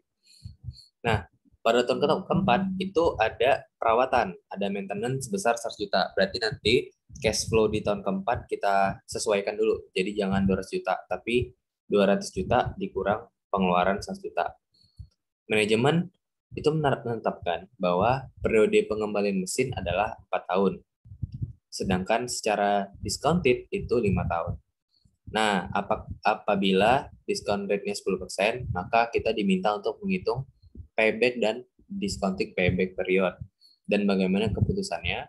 Kemudian yang kedua, NRV dan PI. PI itu Profitability Index. Yang ketiga adalah IRR. Dan yang keempat, dari payback, discounted payback, NPV, PI, dan IRR, apa sih keputusan akhir kita? Nah, kita mulai dulu dari yang A, dari payback dan discounted payback. Nah, di sini kita buat aja 0 sampai 7 year-nya. Terus cash flow-nya jangan lupa initial outlay itu negatif. Dan yang di kanan adalah kumulatifnya, kumulatif pengeluaran kita kapan. Nah, kalau di soal itu tadi kan tahun keempat adalah 200 juta ya. Tapi di sini aku tulis 100 juta. Kenapa? Karena di tahun keempat juga ada pengeluaran maintenance sebesar 100 juta. Berarti net-nya adalah 100 juta. Nih. Nah, karena dia payback period itu mengabaikan, aku perjelas lagi, mengabaikan time value of money. Jadi kita nggak perlu mendiskontokannya dulu. Jadi ya tahun ke-1 ini cash flow-nya ya dianggap memang segini. Walaupun ini future value, mereka nggak peduli. Karena memang payback period itu seperti itu sistemnya. Nah, dengan pengeluaran kita 1,2 M, kapan sih kita balik modal? Nah, gitu kurang lebih payback period itu seperti itu. 1,2 M, terus di tahun pertama kita dapat 300 juta, berarti pengeluaran kita tinggal 900 juta lagi. Kemudian dapat lagi 300 juta, berarti sisa 600 juta lagi. Kemudian ada 300 juta lagi, masukkan di tahun ketiga, berarti total pengeluaran kita itu tinggal 300 juta lagi. Dikit lagi balik modal nih. Nah, di tahun keempat ada masukan 100 juta, berarti sisa 200 juta lagi sampai kita balik modal. Nah, di tahun kelima itu 350 juta dengan pengeluaran dengan pengeluaran kita itu udah positif, udah nggak negatif lagi. Artinya 1,2 miliar tadi udah balik modal di antara tahun keempat dan tahun kelima. Nih, karena sebenarnya kan balik modal itu saat 0 ya. Tapi kan di sini dari minus masuk ke positif, berarti angka nolnya itu di antara 4 dan 5. Nah, di sini kemarin kan kita sempat bingung nih gimana nentuin angka pastinya. Nah, ini aku udah ketemu cara pastinya. Pertama, teman-teman pakai ini dulu. Nih. D28 per D29. Atau kan pasti di antara dua ini ya, di antara 2 tahun ya. Nah, teman-teman yang kumulatifnya pakai yang di tahun yang pertama, sementara yang cash flow-nya pakai yang tahun kedua. Jadi D28 per C29 ini aja. Nanti rumusnya bakal kayak gini terus.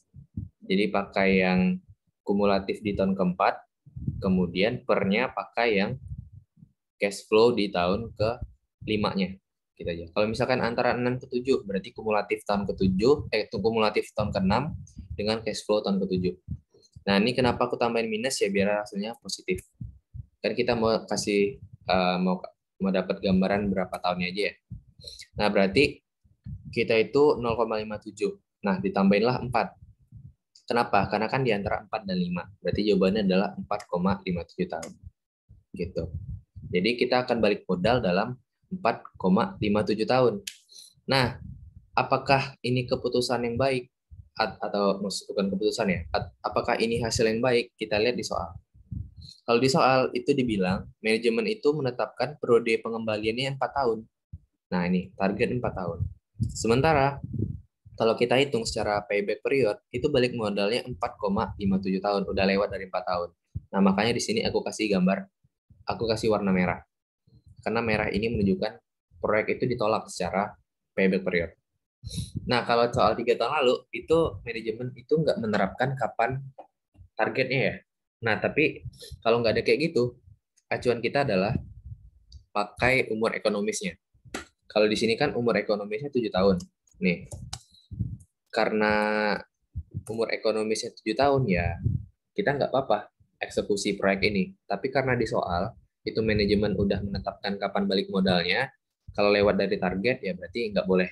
Gitu. Berbeda dengan soal 3 tahun lalu, itu nggak ada target dari manajemen, berarti kita pakai umur ekonomisnya aja sebagai acuan. Oke, itu untuk yang ini, yang payback period, jadi keputusan ditolak ya, karena dia udah melebihi target yaitu 4 tahun. Nah, sementara untuk yang discounted payback period, itu sama, tapi teman-teman present value dulu si cash flow-nya. Nih, udah di present value-in, barulah kumulatifnya dari present value. Pengeluaran kita awalnya 1,2 M, dan akhirnya itu kita tuh balik modal antara tahun ke-5 dan tahun ke-6. Nah, cara nyarinya sama. Nih, berarti kumulatif PV tahun ke-6 dibagi dengan kumulatif tahun ke-5 dibagi dengan PV tahun ke-6. Gitu. Sekarang bukan cash flow ya cuannya, tapi PV. Kenapa? Karena yang namanya discounted payback period, ingat aja ada discountednya, jadi PV dulu. Ini. Berarti kita balik modal itu 5,85 tahun. Sementara di soal, target manajemen kalau pakai discounted payback period adalah dalam 5 tahun. Lagi-lagi melebihi target. Berarti keputusannya adalah ditolak. Gitu dulu. Untuk yang poin A, mungkin kalau masih ada yang bingung, silakan ditanyakan teman-teman sebelum lanjut ke investment kriteria yang lain. Untuk yang PP sama DPP, ada yang mau ditanyakan?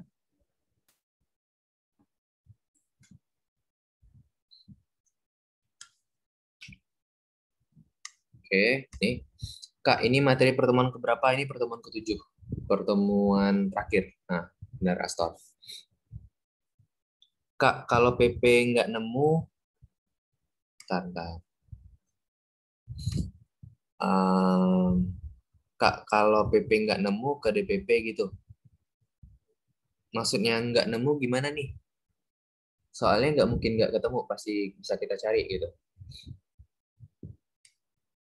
Oke, aku lanjut dulu ke pertanyaan selanjutnya. Kalau misalkan pakai DPP-nya kurang dari 5, diambil nggak Kak? Diambil. Jadi acuannya itu target dari manajemennya. Kalau misalkan dari manajemen tadi targetnya 5 tahun, dan secara DPP kita kurang dari 5 tahun, berarti diambil. Jadi kita nggak terpengaruh sama keputusan si PP. Jadi nanti masing-masing investment decision itu menghasilkan keputusan yang beda-beda. Gitu. Itu ya untuk yang 01. Nih, belum siap UTS GAN. Wah, rumus diskon faktornya gimana Bang? Rumus diskon faktor itu ini. Kalau kata di rumus ini kan 1 ditambah I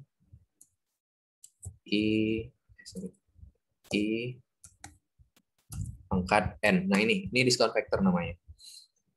Jadi 1 ditambah I-nya kan 10%, 1 ditambah 10% pangkat 0. Berarti 1 tambah 10% pangkat 1, 1 tambah 10% pangkat 2, sampailah pangkat 7.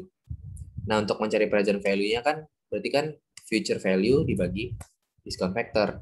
Berarti 1,2 M dibagi discount factor, ini dibagi 1,1, 300 juta dibagi 1,2, dan seterusnya. Gitu aja. Ini sebenarnya penyederhanaan di Excel aja. Oke, ntar aku baca lagi ke atas lagi ya. Tadi terakhir di belum siap tes dan oke. Jeki, Kak, itu selalu pakai discount factor ya? Nggak ada premium factor? Nggak ada. Jadi, karena kita itu mencari present value dari sekarang, kan yang namanya discounting itu kan proses dari future value mencari present value. Nah, apa sih discount factor itu? Ya tadi, faktor atau angka yang kita gunakan untuk mendiskontokan future value menjadi present value. Itu namanya discount factor. Jadi premium factor itu nggak tahu sih aku ada atau nggak premium factor, tapi untuk yang materi ini kita pakai discount factor. Karena kita tujuannya adalah mencari present value bukan future value. Oke, itu untuk Jackie. Terus ada lagi. Nih, Kalau negatif mulu berarti nggak nemu positifnya gimana Kak? Nah itu berarti ya itu udah proyeknya udah pasti ditolak. Karena ya ngapain? Itu kan kita nggak apa ya, sampai mesin itu pun habis masa manfaatnya, kita nggak balik modal, yang mending nggak usah gitu. Jadi kalau misalkan ya secara kumulatif baik PP maupun DPP hasilnya minus semua, sampai umur ekonomisnya lebih dari 7 ini masih minus, berarti nggak usah dieksekusi. Itu fix banget nggak usah dieksekusi investasinya. Karena nggak menguntungkan sama sekali, balik modal aja pun nggak. Gitu. Terus Kak mau nanya, kalau misalkan pada tahun kelima ada tambahan investasi sebesar 200 juta, berarti 350 dikurang 200 juta dulu. Nah, netnya pokoknya kita cari netnya aja, gitu aja. Jadi, misalkan ya kayak tadi di tahun kelima 350 juta, terus ada pengeluaran ya. Kan kalau investasi tambahan ini menjadi pengeluaran kan. Berarti ada cash outflow sebesar 200 juta. 350 kita kurang 200 berarti 150. Berarti yang kita tulis adalah 150. Sementara kalau di sini berarti 150 lah yang kita present value kan. Gitu ya untuk pertanyaan dari arah, bagus nih. Jadi kalau misalkan ada dua cash flow yang berbeda, itu dinetkan dulu aja teman-teman. Kak, tadi kalau nggak ada target balik modal gimana selama tidak menurut? Ya benar. Jadi kalau nggak ada target dari manajemennya dan dia bisa balik modal selagi nggak melebihi umur ekonomisnya, ya berarti dieksekusi aja. Misalkan kita abaikan soal bahwa manajemen itu targetnya 4 tahun. Nah, kita kan balik modal di 4,57 tahun ya. Acuan kita tuh adalah umur ekonomisnya mesin aja. Umur ekonomis mesin itu 7 tahun. Kita bisa balik modal dalam 4,57 tahun. Ya, kita masih bisa menikmati keuntungan. Nah, makanya kita setuju kalau misalkan nggak ada target dari manajemen. Gitu. Tapi kalau udah lebih dari umur ekonomis, masih minus-minus aja, nah itu nggak perlu dieksekusi. Karena kita nggak akan balik modal. Gitu ya.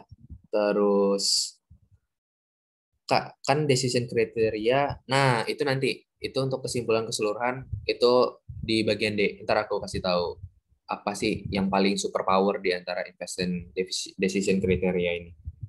Yang pertanyaan dari koma, ntar dulu ya, itu di bagian D nanti.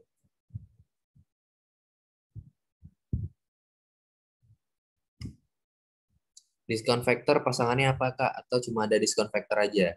Aku kurang tahu sih apa aja, tapi yang kita pakai hanya discount factor aja. Jadi yang lain nggak usah dipusingin. Kita perkecil ini dulu, perkecil scope kita biar teman-teman fokus di satu lingkup aja dulu. Jadi yang kita pakai adalah discount factor doang karena kita mau mempresent value kan. Gitu ya. Ada lagi sebelum kita lanjut ke B. B ini lebih gampang.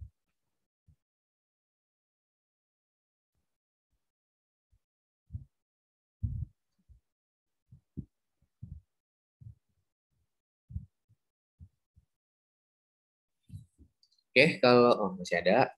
Sebentar. Lanjut ya, oke. Ini mungkin kalau nggak terkejar nanti aku tambahin satu pertemuan lagi ya. Jadi kan sebenarnya teman-teman sisanya satu doang, satu pertemuan lagi. Nanti kalau nggak cukup, kita tambahin satu lagi. Pokoknya sampai selesai semua. Nggak boleh kalau nggak selesai. Jadi biar kita nggak terlalu terburu-buru juga jelasinnya. Karena kan ini sisa berapa lagi nih? Sisa 18 menit doang. Jadi mungkin untuk kita fokus hari ini kasusnya aja. Dilihat sisanya mungkin kita agendain lagi. Oke, kita lanjut. Yang B, NRV. NRV itu ini sama dengan discounted. Kita present value dulu segala pengeluaran kita di tahun mendatang atau segala penerimaan. Setelah itu kita dapat present value-nya. Nah, teman-teman tinggal jumlahin aja dari minus 1,2 M tambahin terus sampai ke tahun ke-7. Atau kita sum aja nih. Sum dari minus 1,2 M ditambah ini ya, ditambah tahun ke-7 ini sampai situ kita dapatkan 208.850.622. Keputusan NPV kalau positif berarti kita untung. Artinya kalau positif itu lebih banyak arus kas masuk ketimbang arus kas keluar. Ini aku gambarin aja. CO lebih besar daripada CI ya, cash masuk lebih besar daripada cash outflow. Cash inflow lebih besar daripada cash outflow. Makanya di sini aku warnain dengan warna hijau. Artinya menurut NPV keputusan ini diterima. Kenapa demikian? Ya karena hasilnya positif, berarti akan ada pemasukan dari proyek ini sebesar 208 juta. Nah, kemudian profitability index. Profitability index ini melihat apa ya? Perbandingan dari cash inflow dibagi dengan cash outflow. Nah, cash outflow kita kan di tahun pertama nih sebesar 1,2 M. Nah, berarti cash inflow-nya kita jumlahin dulu.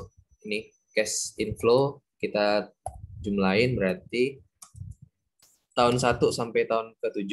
Ini kan cash inflow. Sementara cash outflow-nya adalah yang ini 1,2 M ini. Berarti profitability index-nya sama dengan cash inflow dibagi cash outflow. Dapat 1,17 sama ya. 1,17. Nah, PI kalau lebih besar dari 1 berarti cash inflow lebih besar daripada cash outflow. Berarti ini untung. Kalau PI lebih kecil dari 1, ini berarti cash outflow-nya lebih banyak ketimbang cash inflow. Ya, berarti karena hasilnya lebih dari 1,17, berarti proyek ini kita ACC. Artinya, penerimaan kita akan lebih besar daripada pengeluaran. Gitu, cara baca profitability index. Tapi kalau PI-nya 0,0 sekian misalkan, atau 0,8, 0,5, itu berarti lebih banyak pengeluaran ketimbang penerimaan. Berarti keputusannya adalah ditolak. Karena ini 1,17 lebih dari 1, maka warnanya hijau di ACC. Gini aja sih saran dari aku, nanti kalau misalkan teman-teman eksekusi di Excel-nya, biar nggak muter-muter, teman-teman kasih warna aja. Jadi kalau merah mungkin ditolak, hijau diterima gitu aja. Jadi nanti ngebuat kesimpulannya gampang. Itu untuk nomor B, NPV dan PI. Silakan, ada yang mau ditanya teman-teman? Sebelum kita lanjut yang ke C, IRR. NPV dan PI-nya.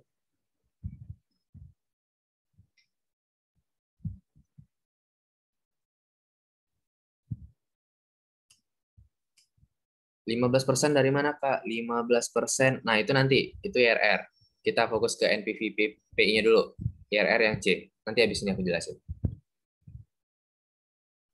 Ya, jadi yang B itu NPV dan PI dulu. IRR itu udah masuk ke bagian C. Gimana untuk yang NPV dan PI-nya dulu, teman-teman? Ada yang bingung? Harusnya gampang sih ini, karena dia nggak perlu kita buat kumulatif kayak PP dan DPP tadi.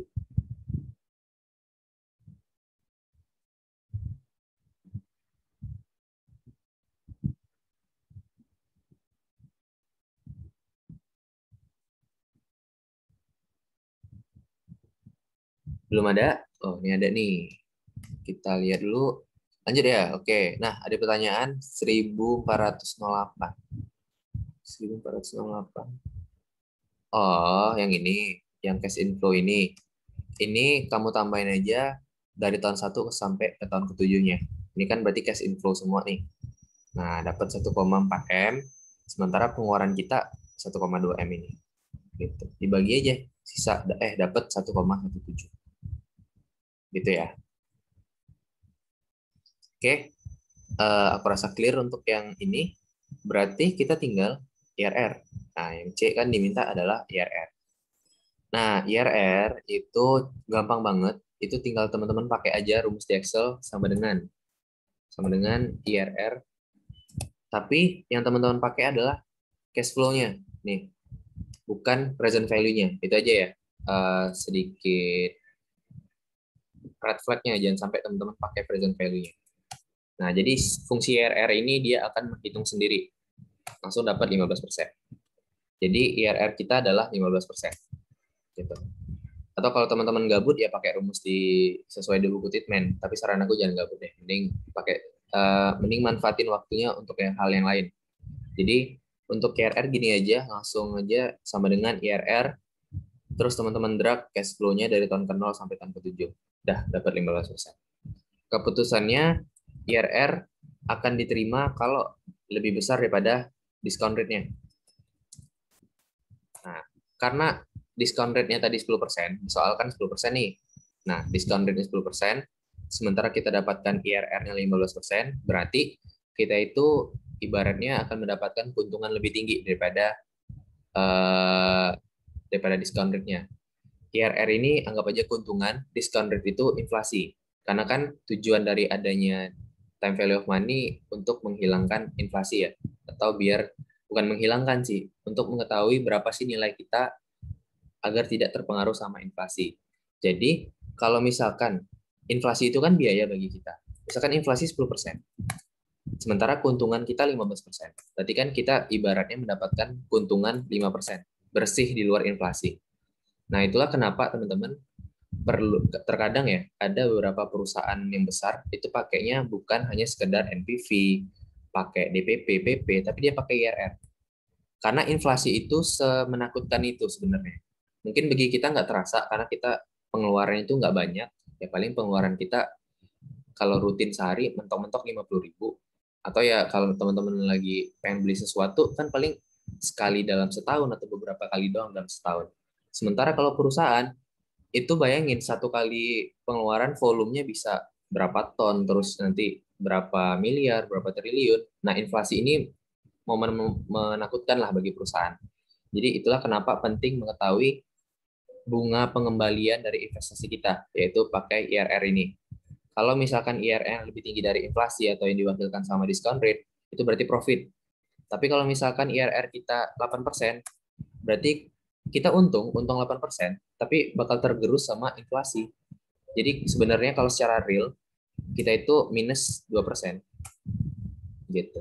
Itu ya kenapa IRR itu dari bunganya bisa dijadikan patokan.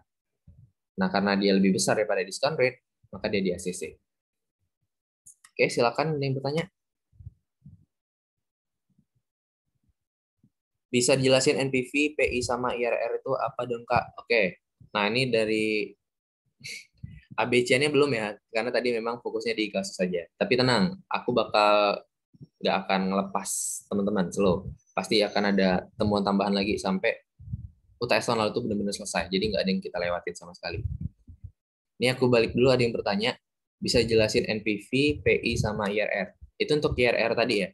IRR itu tingkat return dari apa ya? Tingkat return dari investasi kita, tapi secara bunga, bukan secara angka real. Nah, kita bandingkannya dengan discount rate. Discount rate itu ibaratnya sama dengan tingkat inflasi.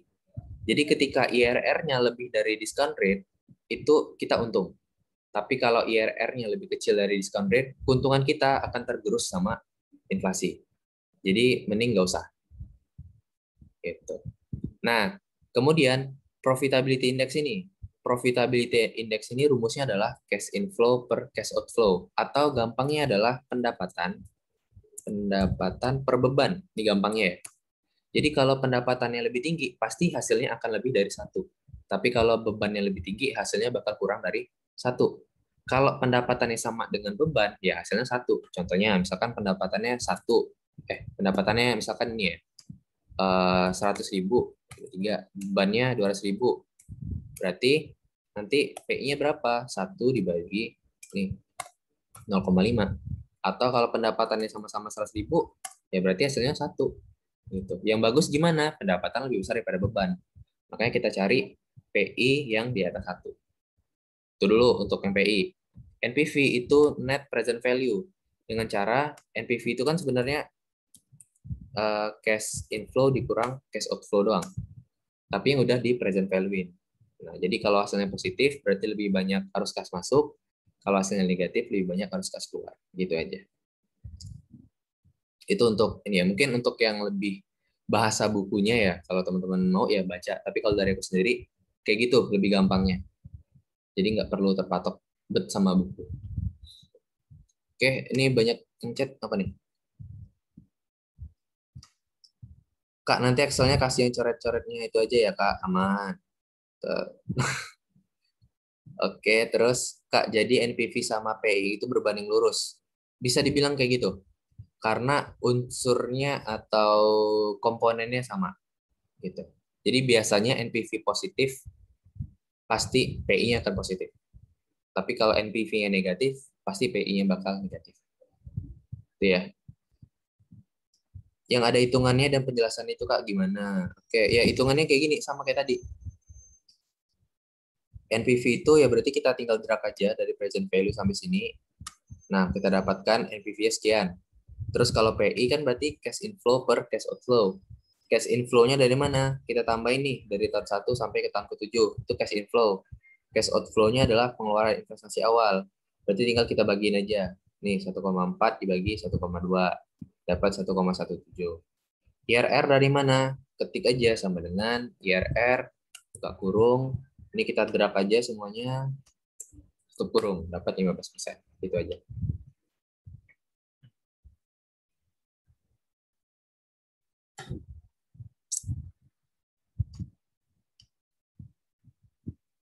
Oke, nah ini karena kayaknya kita nggak bakal terkejar pilgan, aku selesaiin dulu yang D ya, nanti aku tampung lagi pertanyaannya. Mungkin kalau teman-teman mau bertanya, silakan tanya dari sekarang, tapi jawabnya selesaiin yang D dulu. Yang D ini bagaimana keputusan akhir saudara? Nah, tadi sebelum ini dia nanya, Kak, ini kan hasil dari masing-masing investment kriterianya beda-beda nih, decision-nya beda-beda. Terus kita apa kesimpulan akhirnya? Nah, kita buat dulu rangkuman dari masing-masing investment kriteria. Secara PP ditolak. Kenapa? Karena melebihi target manajemen. Secara DPP juga ditolak karena melebihi target manajemen. Secara NPV diterima. Kenapa? Karena hasilnya positif, yaitu 208 juta. Secara profitability index diterima karena hasilnya lebih dari 1, yaitu 1,17. Secara IRR itu diterima karena bunganya lebih besar daripada discount rate, 15%, yaitu lebih besar daripada 10%. Nah, kalau secara konsep kayak gini, teman-teman bukan voting, bukan melihat dari siapa yang lebih banyak. Kalau di sini kan lebih banyak yang meng-ACC, berarti keputusannya ACC, bukan kayak gitu. Walaupun hasilnya menerima, tapi acuan kita adalah dari NPV. Kenapa? Karena kita balik konsepnya adalah cash is the king. Jadi NPV ini kan hanya memperlihatkan kas masuk sama kas keluar, tapi secara present value. Nah, berarti yang lebih akurat, yang benar-benar mencerminkan cash basis, itu adalah NPV. Jadi mau gimana pun hasil dari keputusan PP, DPP, PI, IRR, tapi kalau kalau berbeda-beda kayak gini, kita balik ke NPV-nya. Jadi kalau NPV-nya diterima, berarti fix keputusannya diterima, gitu aja. Jadi bukan karena voting ya diterimanya ya. Jadi bukan berarti karena hijaunya 3, merahnya 2, kena berarti itu di ACC, tapi karena NPV-nya yang positif, makanya itu di ACC. Walaupun nanti yang ini merah, misalkan yang ini merah, ganti warna merah ya. Ini merah, nah si NPV doang nih yang hijau, tetap NPV yang menang. Karena keputusan akhir itu bergantung sama NPV-nya. Karena kembali lagi, prinsip dari keuangan adalah cash basis, berbeda sama akuntansi yaitu accrual basis. Jadi jawabannya adalah NPV. Gitu teman-teman untuk yang D. Silakan yang mau bertanya.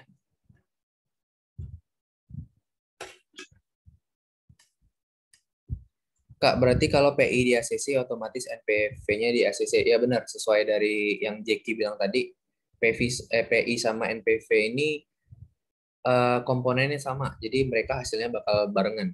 Kalau NPV positif, PI positif. Kalau NPV negatif, pasti PI-nya lebih kecil dari 1. Gitu. Jadi keputusannya bakal sama. Gitu ya, untuk yang nomor 4 ini, silakan.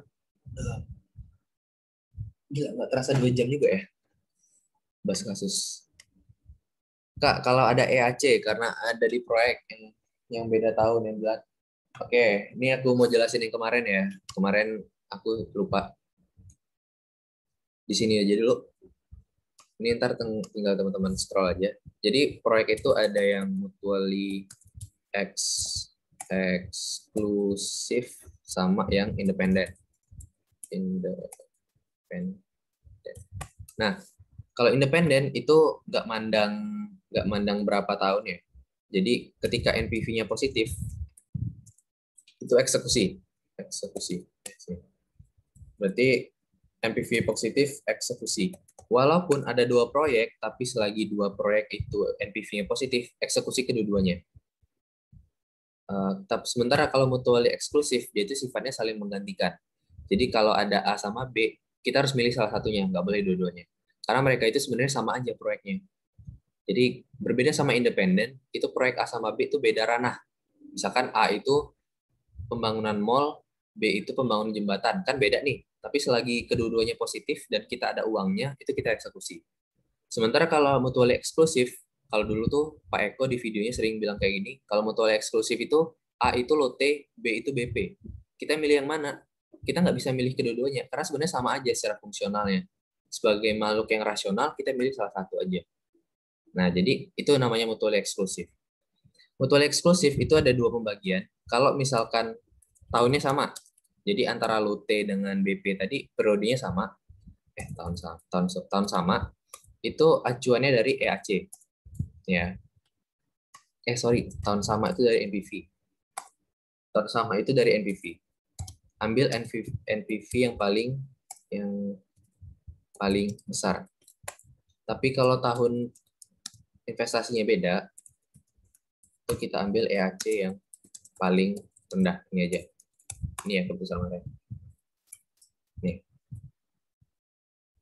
Jadi kalau yang mutual eksklusif, dia harus milih salah satu antara A dan B.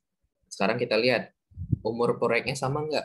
Antara lote sama BP. Kalau misalkan lote 5 tahun, BP 5 tahun, ya berarti acuan kita adalah NPV doang.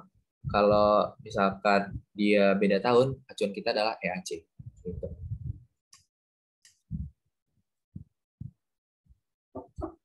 Kak, nanti ada simulasi pakai cheat sheet angkatan. Insya Allah bakal aku adain ya. Insya Allah ya. Karena kita sekarang hari Rabu ya. Insya Allah masih banyak sih. Jadi ntar kita coba pakai cheat sheet angkatan kalian aja ya. Karena kan yang angkatan aku kemarin udah dicoba di yang kemarin nih. Nah, ntar kita coba pakai yang cheat sheet kalian. Itu dulu untuk yang kasus. Untuk yang Bilgan, kayaknya sih kita bakal nambah satu pertemuan lagi. Atau bahkan kalau karena ada cheat sheet, kita nambah 2 lagi. Itu nggak apa-apa. Asalkan teman-teman mau, aku bakal usahain untuk masangin jadwal. Jadi mungkin nanti kita kita coba atur lagi di grup. Jadi kalau misalkan teman-teman masih pengen lagi, ntar kita agenda. Karena sebisa mungkin, kan nanti aku kebetulan ya di waktu teman-teman ujian MANQ itu aku ujian praktik auditing dan itu lumayan sulit. Jadi kalau bisa sebelum aku baca praktik itu tanggung jawab ke teman-teman udah selesai semua. Jadi kita bakal padetin di minggu ini kalau bisa. Jadi santai aja. Kalau misalkan Pilgan yang nggak dibahas sekarang, bukan berarti nggak dibahas ya. Nanti pasti bakal ini. Tuh cheat sheet angkatan kalian tuh nggak tahu udah keluar atau belum sih. Tapi kemarin aku lihat ada posternya dari petangnya. Mungkin ntar kalau udah ada yang punya boleh dikirim ya. Atau mungkin di web kalian ada nggak sih kayak? Nah ya kan di web angkatannya. Ntar coba aku download dulu. Oke, untuk yang ini dulu deh, nomor kasus 4, ada yang mau ditanyakan lagi teman-teman? Ya, kalau untuk investment decision kriteria itu ya kayak gini aja. Mungkin hati-hati dalam ngitungnya aja. Karena kan kita pakai Excel ya, insya Allah kemungkinan salah dalam menghitung itu kecil, tapi tetap aja harus hati-hati. Gitu. Untuk yang Pilgan kita besok aja ya, karena udah jam 11 juga. Takutnya si Bos Yasin bakal pakai Zoom-nya. Nah itu, thank you tuh Karamel.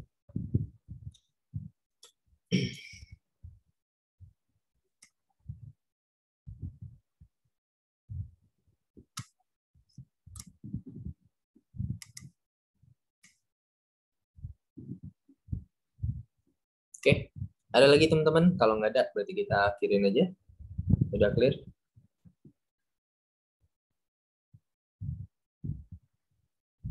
Kalian kan juga sore ini mau sama Gina ya? Mau Akbi, terus malam juga si Yasin nggak mau kalah kemarin. Soalnya dia nggak terima kalau Mankyu sama kos doang. Jadi AKM diadainnya juga malam ini. Jadi mungkin kalian bisa istirahat dulu. Iya, biasalah bos Yasin emang kayak gitu. Yaudah kalau nggak ada, kita akhirin aja. Jaga kesehatan ya, karena percaya kalau misalkan kalian udah capek-capek belajar tapi nanti di hari H nggak fit, itu bakal kurang maksimal aja. Jadi santai aja belajarnya. Insya Allah kalau manajemen keuangan ya kayak gini aja. Kalau bingung bisa ditanyain aja. Kalau malu di grup, ntar di BC juga bisa. Oke, kalau nggak ada, mungkin aku akhirin. Kurang lebihnya mohon maaf teman-teman. Mungkin pilihannya kita lanjutin di pertemuan selanjutnya. Terima kasih. Wassalamualaikum warahmatullahi wabarakatuh. Selamat siang. Terima kasih ya. Masih Kak. Waalaikumsalam. Makasih, Mas.